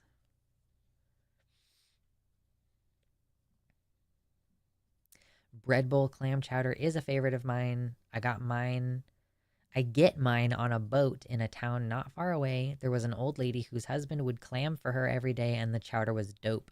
She sadly died this past year, and that chowder place is gone. Ah, oh, man. That is a bummer. The anticipation right before a major event is pure stress. Honestly, like the anticipation of the move, I'm like, I don't even want to stream.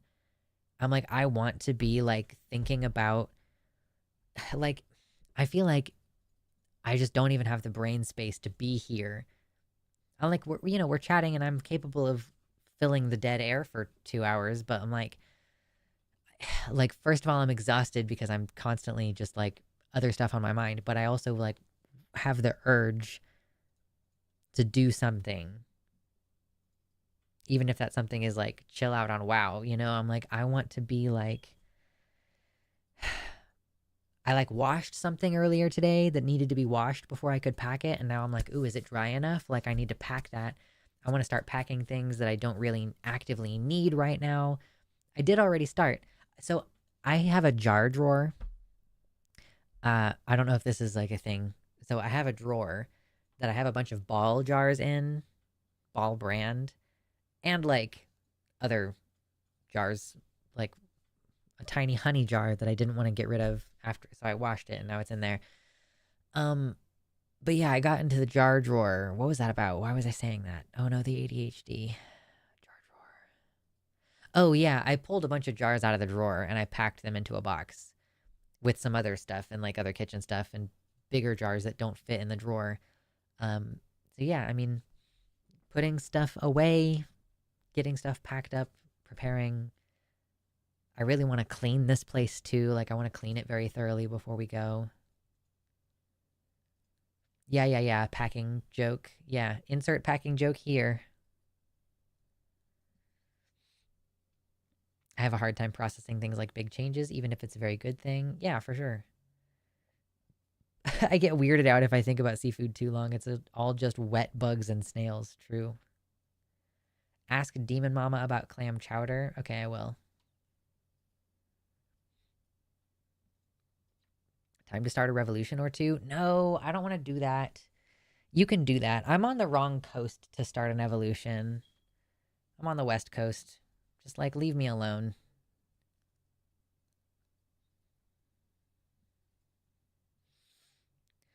I do this when I go camping every summer. It's like 3 days work at most to get prepared, but I spread it out over a whole month because I can't stop doing little things here and there. Yeah.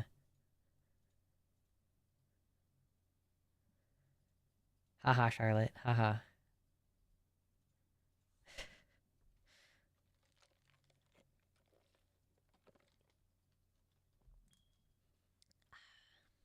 I'm not much of a soda drinker, but every once in a while it really hits the spot.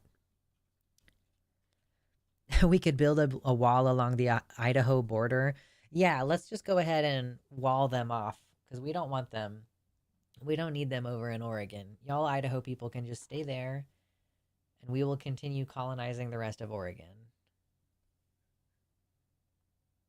By that I mean, like, there's a bunch of rednecks in eastern Oregon. We're just going to crowd them out. And then we'll start migrating up to Spokane and take over eastern Washington too.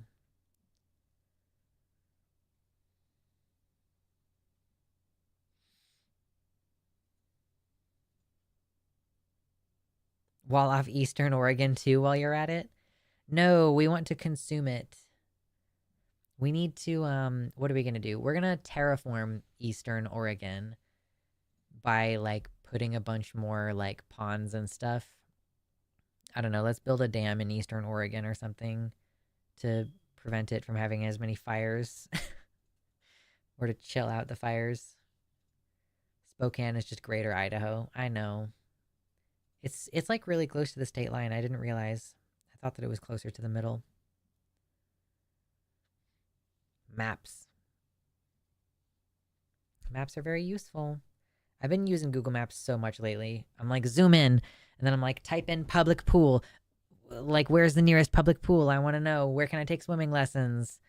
Like, just lots of, and like zooming in and zooming out and like, oh, how long would it take to drive there versus can I walk there? Fun fact, Frank Herbert wrote Dune after being inspired by the desertification of eastern Oregon. Wow. That's kind of sad, I guess. Like, the Willamette Valley is obviously pretty, but yeah, eastern Oregon is a little bit fucked.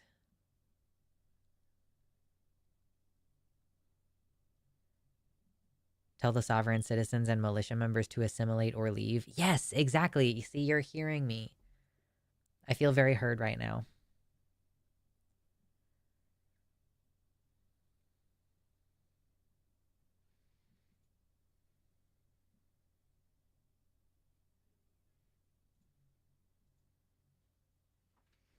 Is the desertification of Oregon something that happened fairly recently?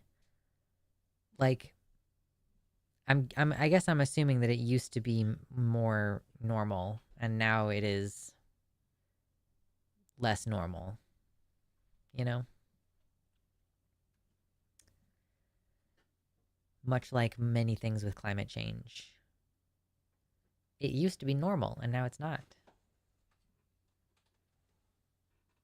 Still messes me up today that the Sahara Desert used to be a lush paradise until humans stripped it dry. Yeah, just give me. See, I did not know that.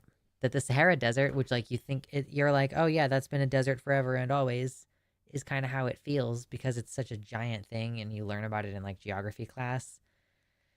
But for that to be like a recent occurrence, that's crazy. I do know that massive lake in California that was drained impacted the whole West Coast ecosystems. Eastern Oregon is in the shadow of the Cascades, so it has always had less rain. Technically, it is high desert, but we insist on growing food there anyways. Oh, that makes sense. It's always in a rain shadow of the Cascades, but I think he was observing a specific ecological shift in the Oregon dunes. Ah, that makes sense.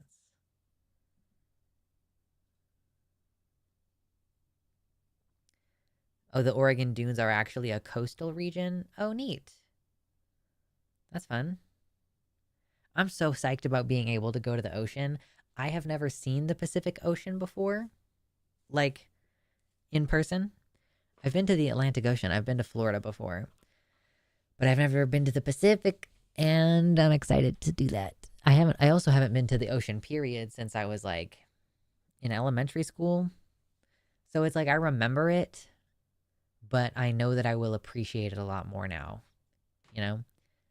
I'll notice things that I wouldn't have noticed before. So I'm excited to do that. It is going to be fun. I also haven't seen mountains since I was like an early teenager. Like, yeah.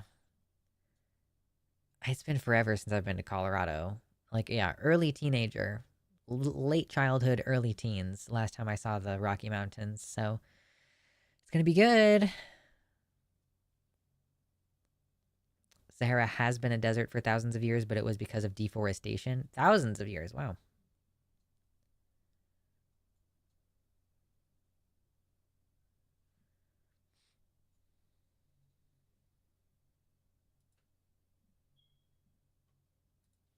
This is a picture that Gayfesh took of the ocean, which I think that you may have shown me this already. Ocean beach with heavy cloud cover. It's quite pretty. I look forward to being able to take such pictures myself. Oh yeah, you have to sign into Blue Sky to be able to see stuff on Blue Sky, on Forge.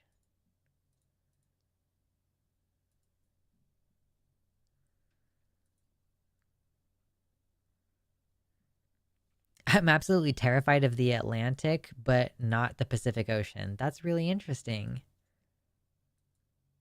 I guess, yeah, the Atlantic has hurricanes and the Pacific Ocean doesn't so much. At least on our west coast, it doesn't so much. I know that obviously there's still tropical storms and stuff near Asia in the Pacific.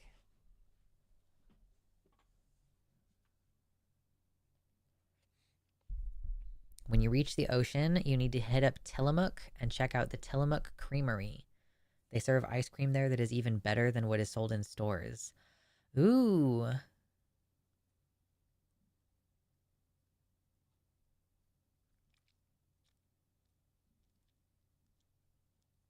Tillamook is also right next to like like Tillamook National Forest, right? Funny because I've swam in the Atlantic Ocean, but I don't think I've swam in the Pacific. I have this image in my head like the Pacific is colder. I don't know if it's just because like I went to the ocean in Florida and therefore it was like presumed to be warmer. And then also there's like, what is the beach like in Puget Sound versus what is the beach like in SoCal? Like probably pretty different, I would imagine. You can buy Tillamook cheese super cheap at the factory too. Some people just drive there twice a year and buy a bunch of cheese. I really didn't connect it until this conversation that like Tillamook is a brand of dairy products that probably is based in Tillamook, the city in Oregon. Fascinating. Agree, proud heretic. I do not like deep water. Yeah, get a wetsuit if you're planning to swim.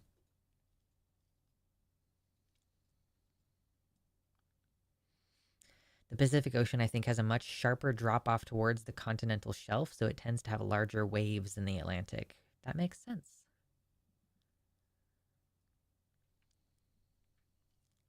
In Canada, the Atlantic is extremely cold and the Pacific is like a nice swim temperature.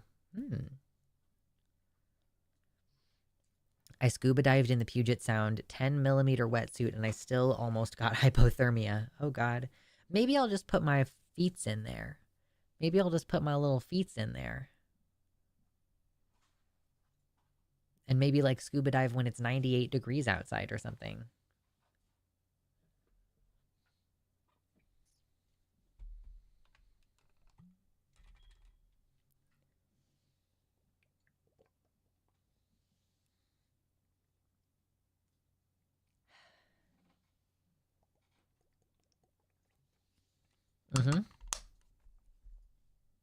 I'm just gonna get my little peats wet.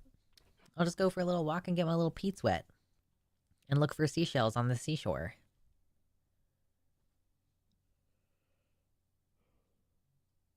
I'm sure my partner is gonna want to go ocean fishing at some point too.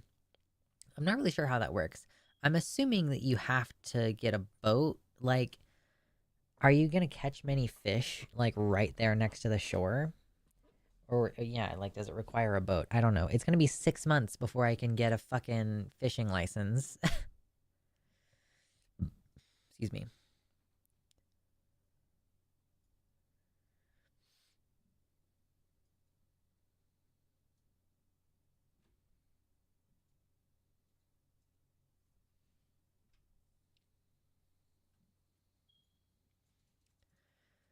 John says, I'm allergic to swimming. If I touch water, I freeze instantly, even in a heated pool. Oh, that's a bummer.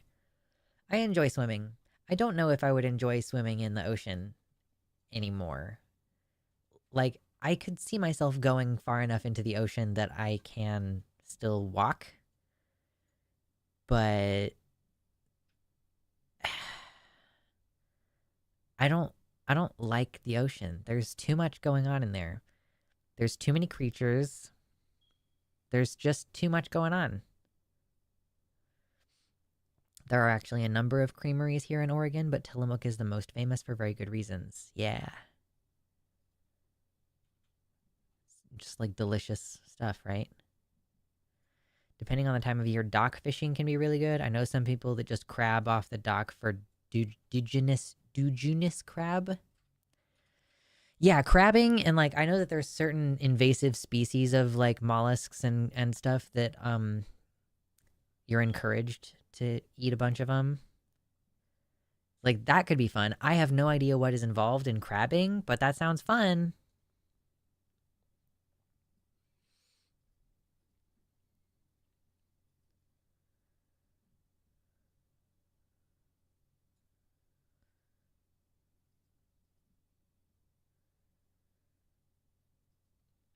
I agree. I'm also afraid of tsunamis.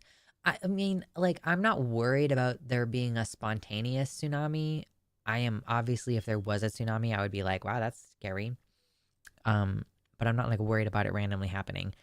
I don't like the idea of there being big fish near me or like getting my foot tangled up in seaweed or something. Like, these are things that I don't want to deal with.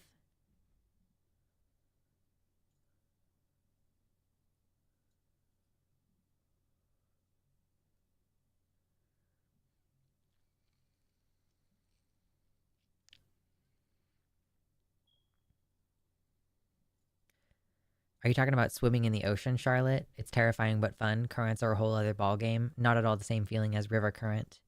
Yeah, river current is like constant at least. Hello, Baphomet. Good to see you.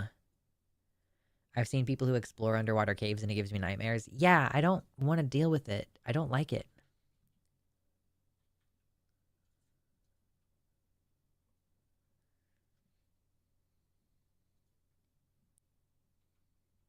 Found out yesterday my sister apparently watches your content. Small world. Nice.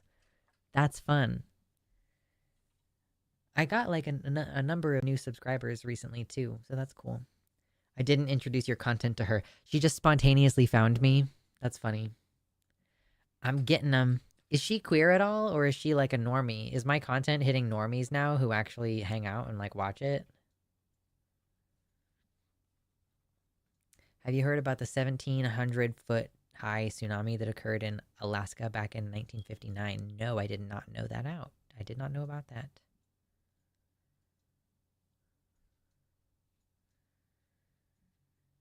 She just said, hey, want to come watch this thing? And lo and behold, it's the Transatlantic Call-In Show. Oh, fun. Sure. So that's like a little bit more mainstream than what I am doing here. She's pretty normie. And yes, she's also queer. Okay, cool. Yeah, queer, normie.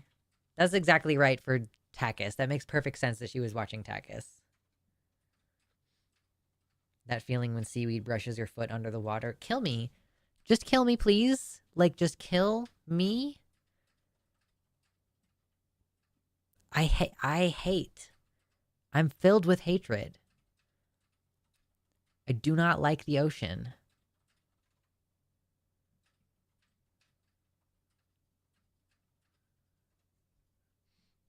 I've been stuck in a current on the coast before. Getting back to shore is fucking scary. Yeah, I don't. I'm like, why don't you tie a rope around me and then I'll go like maybe 10 feet away from the shore and then I'll come back. That sounds great. I fucking hate the ocean.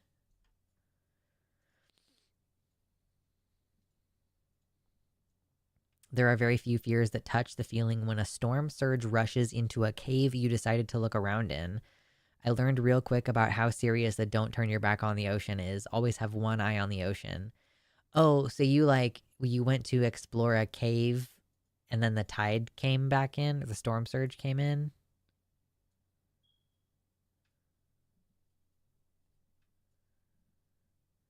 You never know if it's seaweed or fish either because the fish like to play with their prey. Yeah, hate that.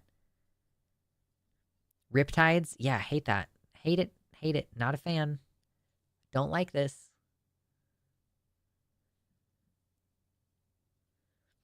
I guess it's a good thing then that like people don't commonly swim in the Pacific Ocean in like Oregon and Washington. Like some people do, but it's like people who can afford a wetsuit.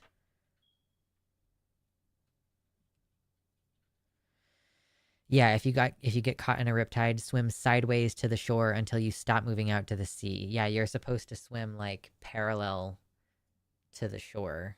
And then you're supposed to be like parallel but also trying to get closer to the shore. And so when you do stop getting pushed further away from it, then you're like, okay, now you can angle back toward the I hate that. I hate it. I hate it. I hate it. I hate it. I hate it. I hate it. I hate it. I hate it. Yeah, I want to go ocean kayaking this summer with my BF, but I'm scared we will die.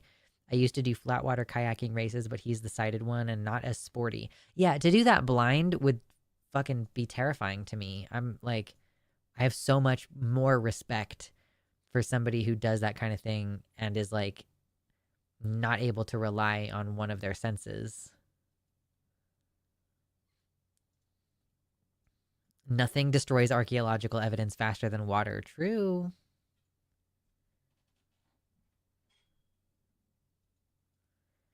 The tsunami that took out some of the dinosaurs was 3 miles high.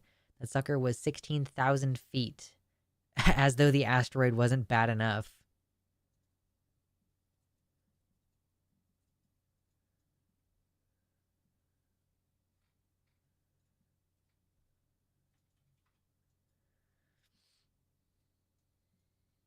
It's wild.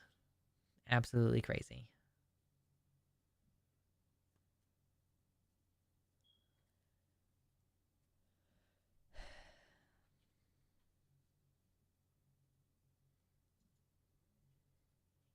Stepped on some kind of fish buried in the sand in Corpus Christi once. Yeah, a family friend of like my mom's or like my brother's dad's sister or something. I don't know. She stepped on a jellyfish or no. It was like a manowar. Not a jellyfish exactly, but similar to that. And her foot was fucked up for like a couple years.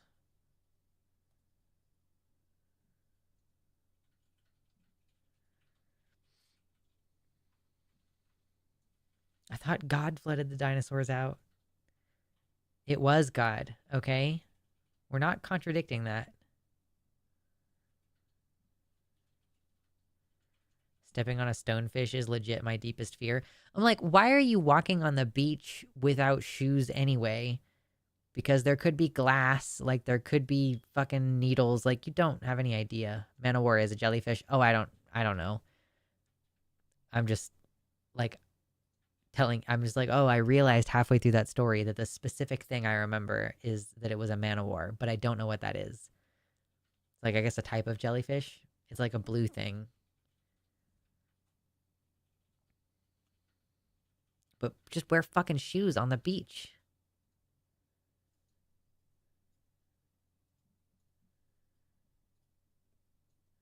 No, I was joking back, Charlotte. Don't worry.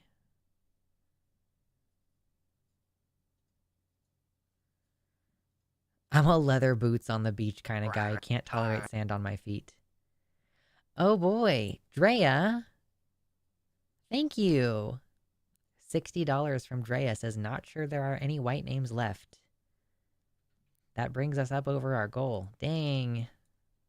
303 for today. Thank you. Wow. Y'all are crazy right now. I really appreciate it. Okay, well, I guess we're gonna find out what's in this box. Okay? This is the smaller box. And right now, it has another smaller mystery box in it. Which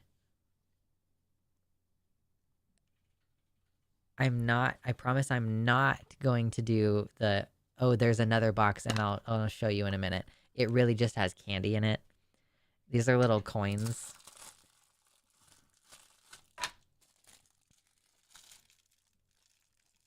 They're just little coins because it's a Mario thing. So I just thought it was funny to be like, inside the box, there's another box that is also a mystery. But no, it just has candy in it. I could have put something else in it, but I decided that I didn't want to push this joke too far. But yeah, they're just like, I don't even know. I did open these at some point. They were in my Christmas stocking last year, actually. These are like... It's like... It's almost like... Smarties? Was that what they're called? They don't taste good. It's like... It's not a banana flavor, but it kind of is. A little bit of a banana flavor. It's weird. They're not good. I should get rid of these candies. I was slow on catching on that was a Mario box. Yeah. It's got a question marks on it. And it's got coins. Because you bounce on it and the coins come out.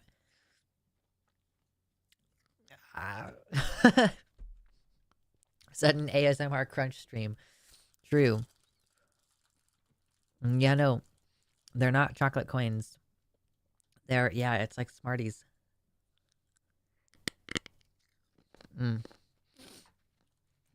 I don't know why I'm still eating them. I don't know why I'm doing this. They're not good.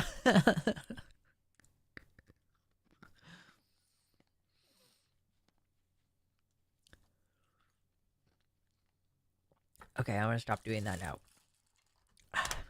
Okay.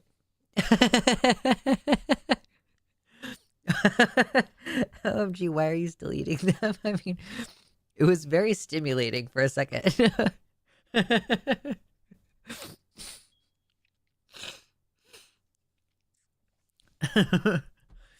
It was certainly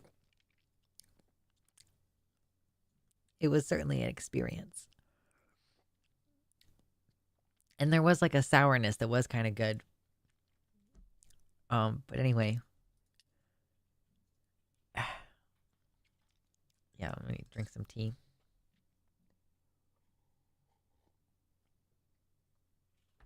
Cold tea. Anyway, that was pretty fun. That was pretty amusing. I had a good time. I enjoyed that. I hope that you enjoyed it.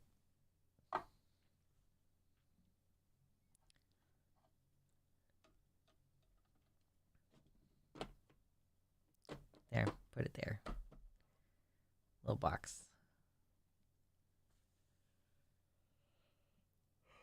Oh my goodness, the biggest known jellyfish is the giant box jellyfish. It's the size of several African elephants. That's crazy. These are terrible. Keeps eating. Yeah. I mean, you know, sometimes something is bad, but you're like, it's still doing something for me.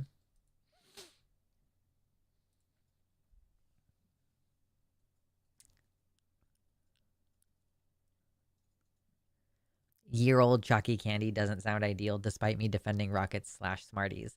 I mean, the crunch was definitely really quite satisfying. Wait, did I just put them back in here? I just put them back in here and then put the fucking... Okay, they have to go in the trash. I'm not gonna eat them. Now they're in the trash. And now I just have a cool empty mystery box. That's good for me. Oh, gosh. Oh, so... I don't know if they're here right now, but there was a person who donated last time, and they gave me money to buy RimWorld, and then I did buy RimWorld. So I haven't played it yet, and I don't know that I will tonight. I don't know, honestly, like, I feel like I might be able to squeeze another 15 minutes, but then I'm probably gonna go because I'm tired. And I'm really like, I want to like pack stuff. I really do. I'm just gonna like do it even though I don't really need to do it right now. But yeah, I got RimWorld because someone recommended it because why was this recommended to me? Because you can basically do anything in this game, right? Like you can basically do anything. Thank you, Charlotte.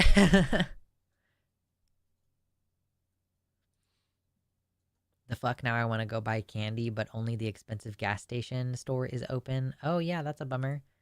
Well, you don't need candy. You don't have to do that. You can do it later. You can do candy later.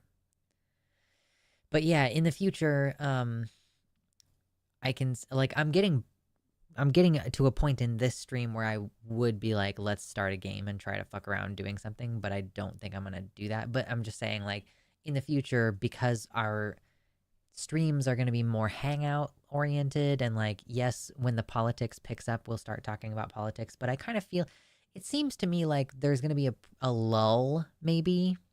And then, like, the week before the inauguration, things will kind of kick up again. And then, of course, starting the inauguration week, we'll start getting a lot of news.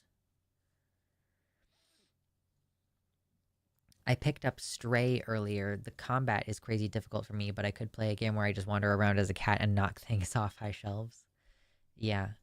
So, but I'm trying to think of, like, what would be some good game options for streams where we have a little bit of time to do other shit. So yeah, I downloaded RimWorld, I bought it.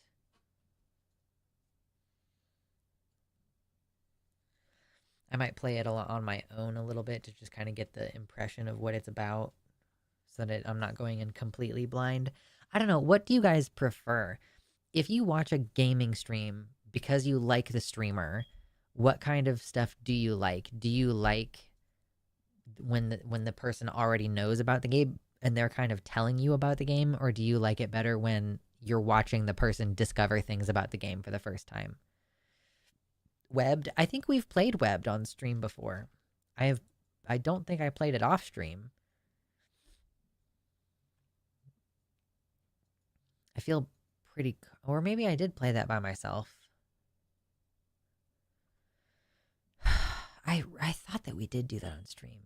I feel like we definitely played a bug game on stream. I just cannot remember.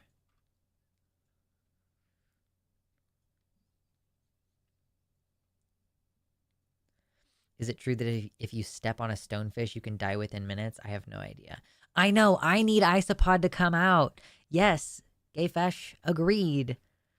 I'm like following the developer on Twitter. I don't actually know if he's on Blue Sky, but I haven't seen. Obviously, I'm not on Twitter that much right now. But like, yeah, Webbed is so good. Let me see. Where is the dev page? Is there a dev page? S-Bug Games. Stab, stab, stab. I don't think I've ever played Stab, Stab, Stab, but I have played Webbed.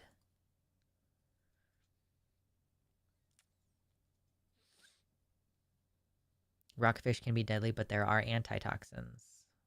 Okay.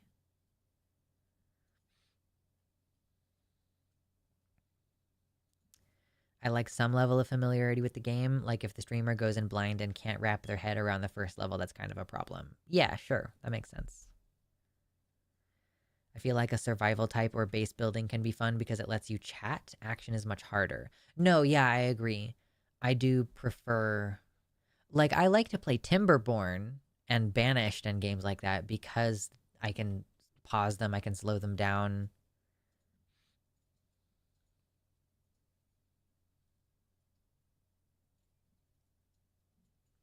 Easy to. I'm not going to sit here and play FromSoft on stream. I can't do that. I could play WoW on stream, but that would just basically be like me running around and like mostly paying attention to chat, I guess. I don't know. It's pretty repetitive. WoW. And yeah, RimWorld was recommended because it's like a sim kind of.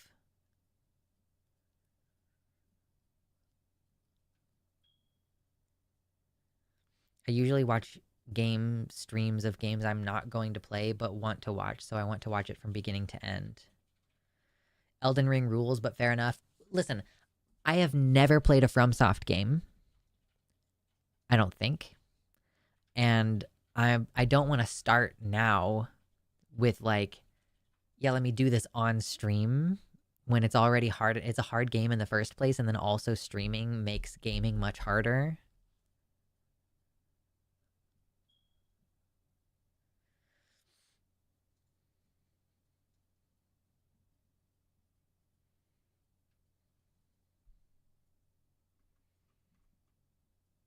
I haven't actually opened RimWorld yet to take a look at it. So I guess I'll crack it open later and kind of see what it's about.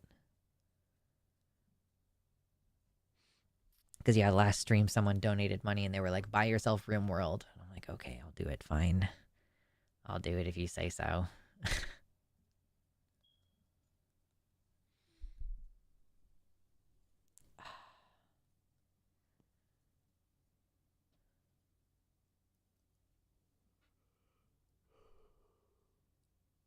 Ugh.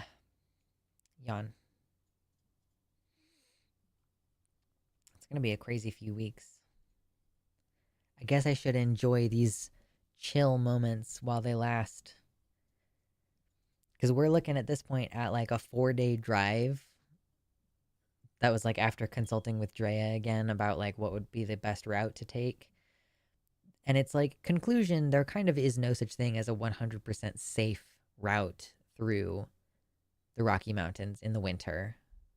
But we can try to take it in chunks and like look at the weather beforehand and see, make sure that everything's going to be cool on the route that we've chosen.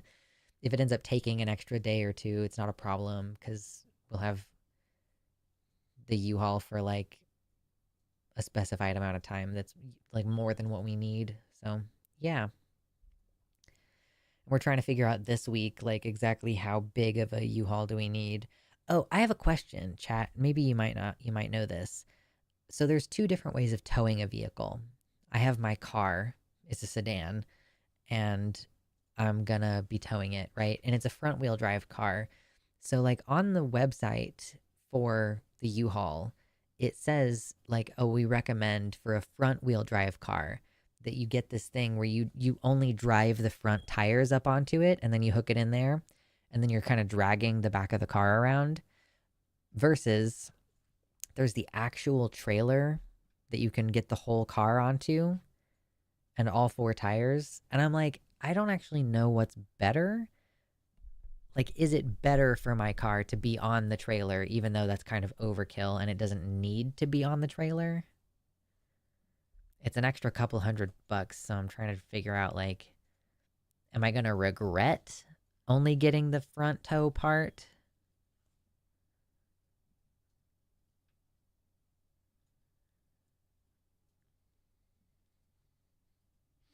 If you're dragging the car behind you, remember that's adding a lot of wear on the rear axle.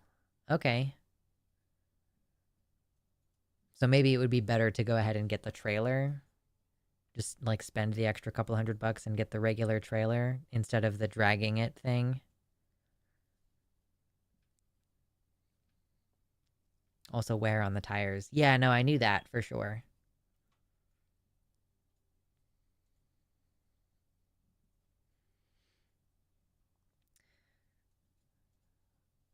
I found the roads in southeast Oregon are at least well plowed if you do the route through Winnemucca. The farmers out there might suck politically, but they do a good job on their roads. I don't know where Winnemucca is, but it's like the route that I'm supposed to take is like from Boise up over and then along the river and then down into Portland.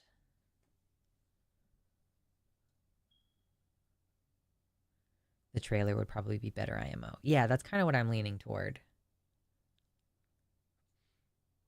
There are like a million logistical things like that. That's what's happening in my brain right now. I'm like, oh, is there one of these nearby? What day are we gonna arrive? Like, which trailer should I get? Which route are we gonna take?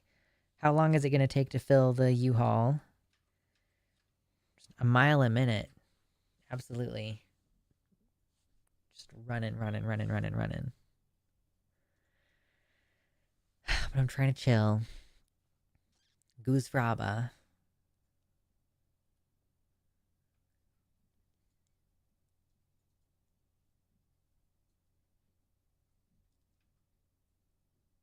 Speaking of cars, they should invent an electric 67 Chevy Impala that still makes the badass motor sounds without using gas. I just want the badass motor sounds. If it's front wheel, the dolly should work fine. I mean, yeah, it's like it works fine is different from like it will cause the least amount of damage to my car, you know? Like I own my car and it's the only property that I own, and boy howdy do I not want it to get fucked up on the drive over here.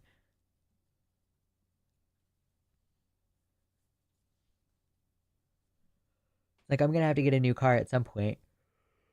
Or potentially even a truck. Because of the whole farming thing. But I definitely want to be able to get at least a few more years use out of it. I haven't heard Goose Fraba in years. Yeah, Goose Fraba, the anger management reference. Is the car a non-runner? No. No, my car runs. I just need to... We're just going to tow it so that we don't have to drive two vehicles up. We're just going to pull it behind the U-Haul. But no, she runs.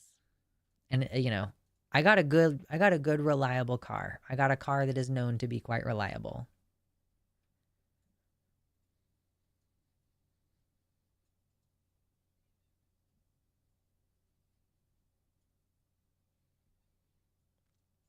There was a shop that did audio mods to electric cars back in the day.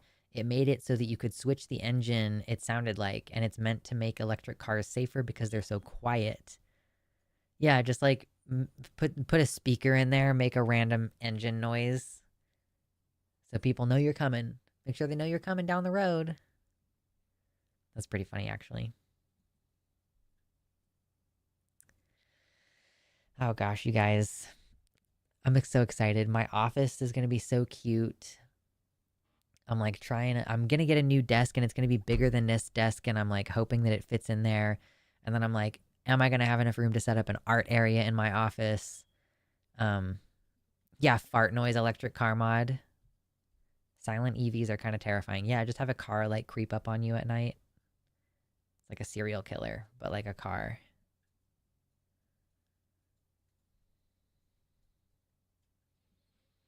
I have a 3/4 ton pickup. I just use my bike more. Yeah, a truck is a work vehicle. You know, it may be the case that my husband gets a truck because he needs it for work, and then I just use it occasionally for every once in a while that I need to haul something. And then I keep my car. I get my car and I convert the engine to an ethanol engine in preparation for the apocalypse.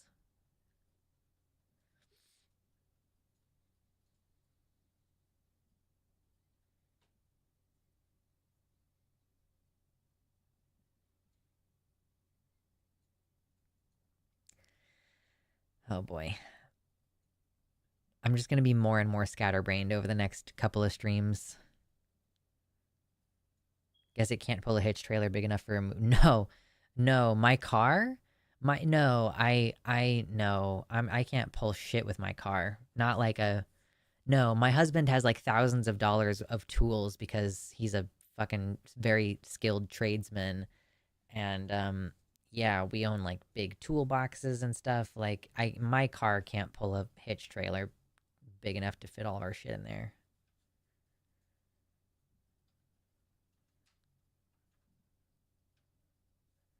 We have our 96 Ford F-150 and our 95 Aspire. One gets 8 miles per gallon, the other gets 40. Yeah, yeah, yeah.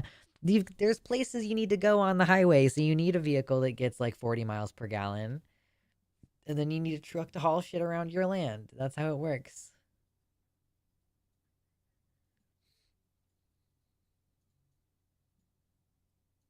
Remember back when we used to think that using French fry oil as fuel would work? I think that technically some engines can use vegetable oil, right? It's just not very efficient. It's like it technically works, but it's just not very efficient. Oh boy. I hope something interesting happens between now and my next stream because I feel like I was pretty boring today. Pretty boring. My hair in the back is starting to get long. You see that? That's my hair in the back. That's creating this like really pretty layered effect right now, which only works if I'm tilting my head way forward.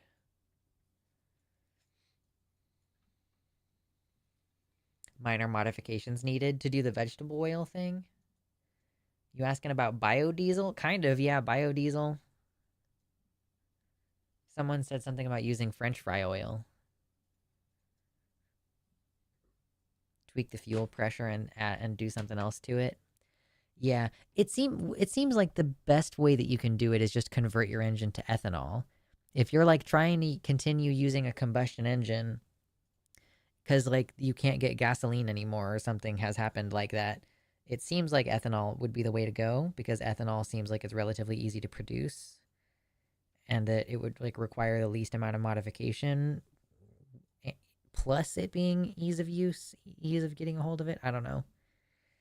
Ethanol is most efficient. Yeah, that makes sense. I'm just kind of playing with my hair. Sorry guys. I'm having fun. I'm having a fun time. Just like messing around with my hair. Definitely not the most entertaining stream. You can also work out your own hydrogen car and just keep it quiet. Hydrogen is like harder to get a hold of, right? Like it's hard to make. Can you even make hydrogen?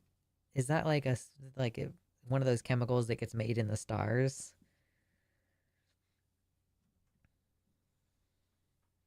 It's possible to have a hydrogen generator in your car charging new hydrogen cells while you are moving. Okay.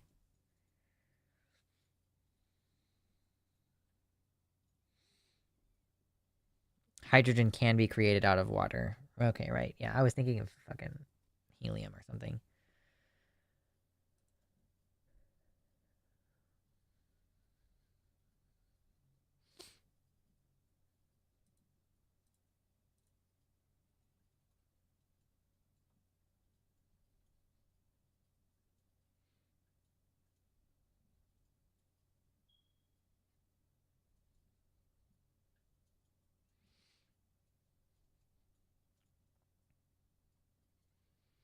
You run electricity through salt water and the hydrogen dioxide splits apart. You can use a solar panel to run an electrolysis machine to separate out hydrogen and oxygen. An electrolysis machine is also useful because that is how you make hypochlorous acid. I think I was saying hydrochlorous acid, which was wrong last time. Hypochlorous acid, which is kind of like bleach, but a little bit more mild than bleach. And you can use it to clean surfaces and you can put it in a humidifier to humidify the air and clean the air.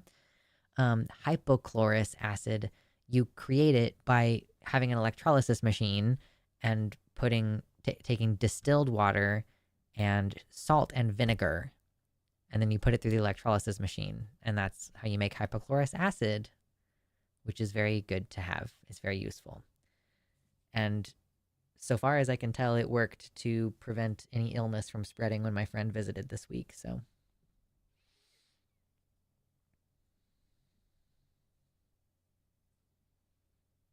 Hello, mountain eucalyptus.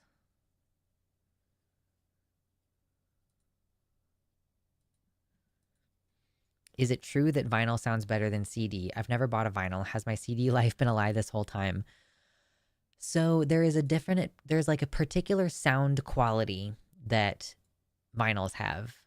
They have a particular sound quality. It's kind of a warm quality. But vinyl is not as high fidelity. So, like, by that, I mean, like, the sound that you're hearing on the CD is much closer to the actual sound that was recorded in the studio originally. So, like, if you're just like, okay, let's pick up the sound, let's get the highest quality recording we can, and then let's create the highest quality copy that we can, and then we put that on the CD, and the CD plays as close to possible the original sound that was actually made in the studio, right? So that's vinyl is technically lower quality because the way that the data is written, there's just like a lot less a lot like there's just less detail to the sound that you're getting on the vinyl. You might lose some of the qualities of the original recording as it was in the studio, but some people find that quality of vinyls to be quite pleasurable. So, like, it technically is lower quality on the vinyl, but it is a personal preference and a uniqueness of sound.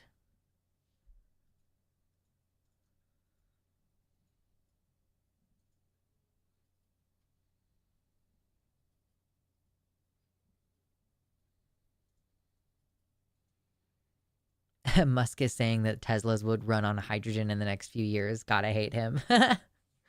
Yeah, he's ridiculous. We'll see how long this shit lasts.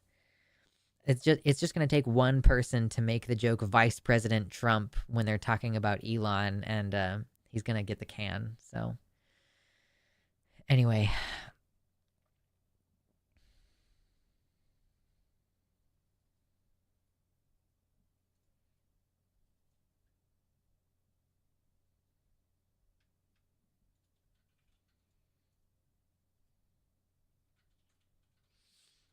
I'll stick with CD. I don't have enough room for a record player with massive speakers and vinyls anyway. So I will say, my partner has a super cheap, very low profile reader. So the machine that reads the vinyls is like about this big, and like, squarish. And then we have a Bluetooth speaker that just sits underneath it that is a big flat speaker. So they just rest one on top of the other. So the whole thing is like this big, just like on the counter. So, obviously it takes up space, but it is a thing where you're like, if you're getting into vinyls, that's like you're starting a collection. Like when you get into vinyls, you end up with a lot more than just one vinyl.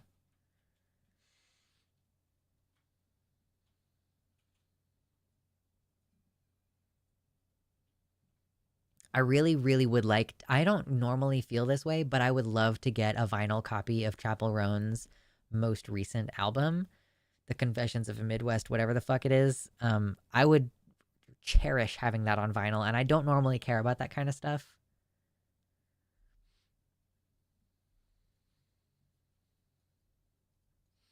Yeah, I'm sure the Tesla engineers were very shocked by Elon's announcement.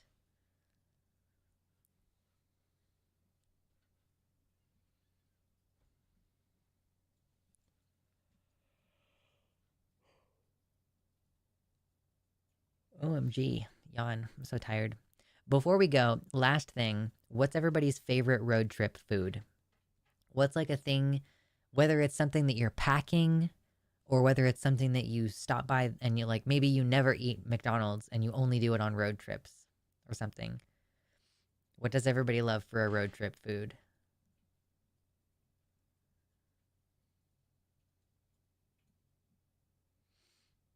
I feel like beef jerky, that's a given.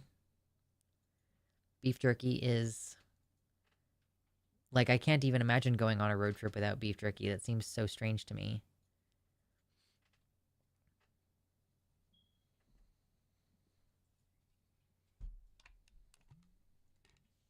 Sonic burgers, yeah.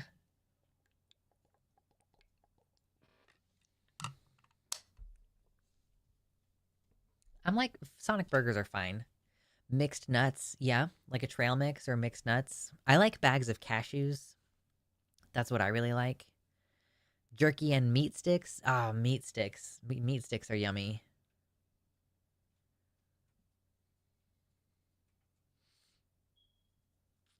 Pizza. I try to have a. I try. I sorry. I have to try a pizza in as many cities as possible and compare. I have an Excel sheet ranking pizza across Canada. That's fun. Beef jerky and Del Taco. Pistachios. Excellent. Yeah. I think I like to get pistachios that have already been shelled for a road trip. Little Debbie's, Pringles, Taco Bell, and energy drinks. Yeah. In and Out is a road trip food for me because there's none near my house, so I can only get it when driving out of state. Yeah, I know that we were just talking about how there's a bunch of In and Outs. Like, I'm like, I might try to hit one on the way. Any restaurant that has a Reuben, I have to order the Reuben. Dried fruit for road trips? Okay. Grabbing a Costco pizza every night makes a good dinner and breakfast. I do love to eat cold pizza for breakfast the next day. That's a big. I'm a fan. Chips are a must. Chips. Yep.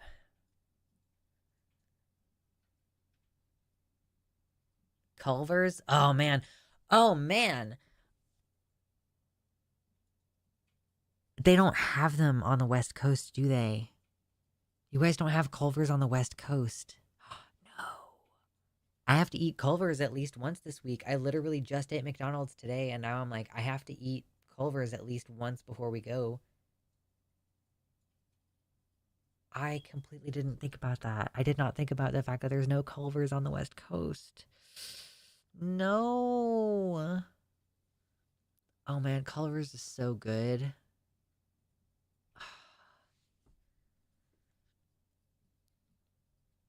Culver's is a burger place. They serve butter burgers. It's a smash burger that I'm pretty sure that butter is incorporated in the cooking of it. They One of the big things about Culver's is that they do bottomings.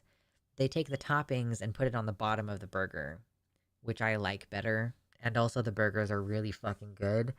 And they have like uh frozen, it's not a custard, it's concretes. They have concretes. They have crinkle fries, which sucks, but they also have like pretzel bites as a side, delicious. Cheese curds. Oh, Culver's. And they're really fucking expensive, as even as compared to other fast food. Culver's is so fucking expensive. We have like Five Guys and Sonic and In and Out. Yeah, you guys have In and Out. We don't have In and Out in Kansas City yet.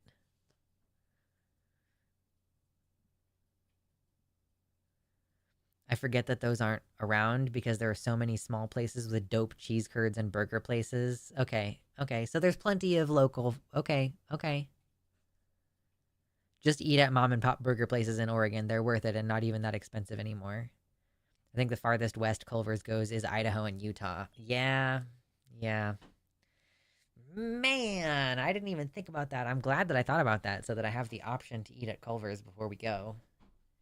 Dang. Man, stupid.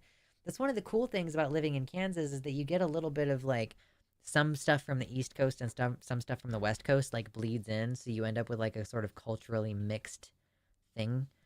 Um like we just started getting Whataburgers here in Kansas City fairly recently. And so we don't have In-N-Out. We have Jack in the Box now, which we didn't used to before. Burgers are huge in Oregon alongside pizza. Okay, so like when we want pizza and stuff, we need to go to local, and like burgers, we go to local places.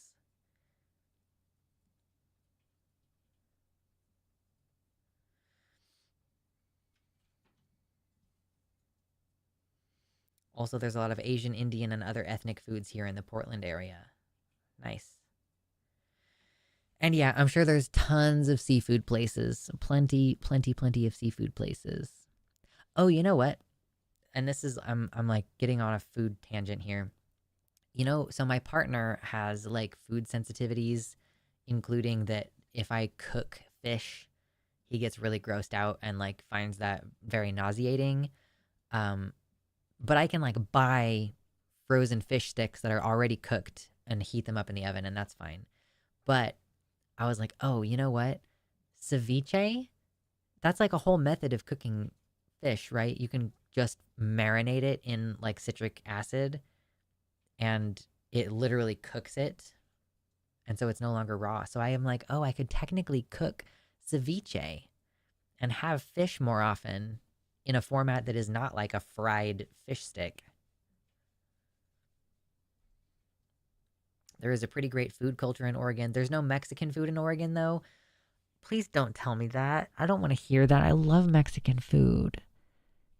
I don't like cilantro, but I love Mexican food. Oh no. Oh, that's so sad. I gotta drive down to California to get decent Mexican food. Oh no.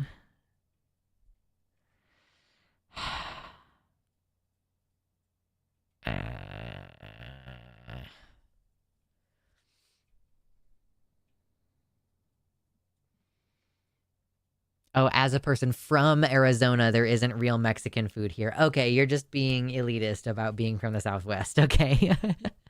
there is Mexican food in Oregon. That's funny. That's very funny.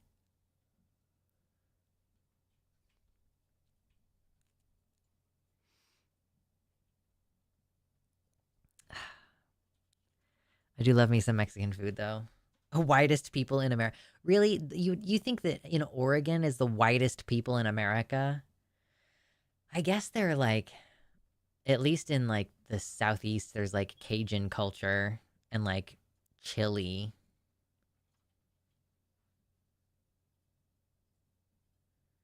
Ceviche is like steak tartare. The acid, quote, cooks the meat, but it has to be very fresh. Fresh meat prepared and served that day. Okay, good to know. Have you tried the new saucy nuggets at Wendy's? No, I have not. I haven't eaten Wendy's in a while.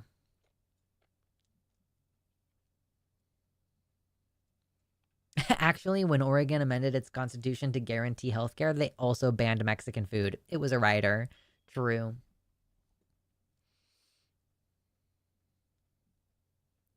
Get street food that's more authentic than sit downs. Portland has lots of street carts. I have seen that food truck culture is getting much stronger all over America. We even see them more in Kansas City now, and we didn't used to. So, okay, guys. Now that I've gotten you all nice and hungry talking about food, I know it's kind of a short stream, but I'm gonna go chill and do my thing and get mentally and emotionally prepared to have this tooth removed tomorrow. So I will see you all probably next week, probably Wednesday. That's kind of the plan. Seeing you next Wednesday. If I'm really feeling up to it, I'll stream on Sunday, but I'm assuming because I will have a hole in my mouth that I will not want to. But yeah, thanks everybody for coming to hang out. Appreciate you. We're on the final countdown toward moving across the country, so that's exciting and scary. But yeah, thanks everybody. We'll see you next time. I'm late. What was in the box? Oh, it was here, I'll show you one more time before the end of show. So this is what was in the box. It was, my friend left this rock here by accident, and it looks like a pee-pee. It even has a little gland's head thing right here. That's what was in the box. And then what was in the other box was this, which had candy in it, but now it doesn't because I threw it away.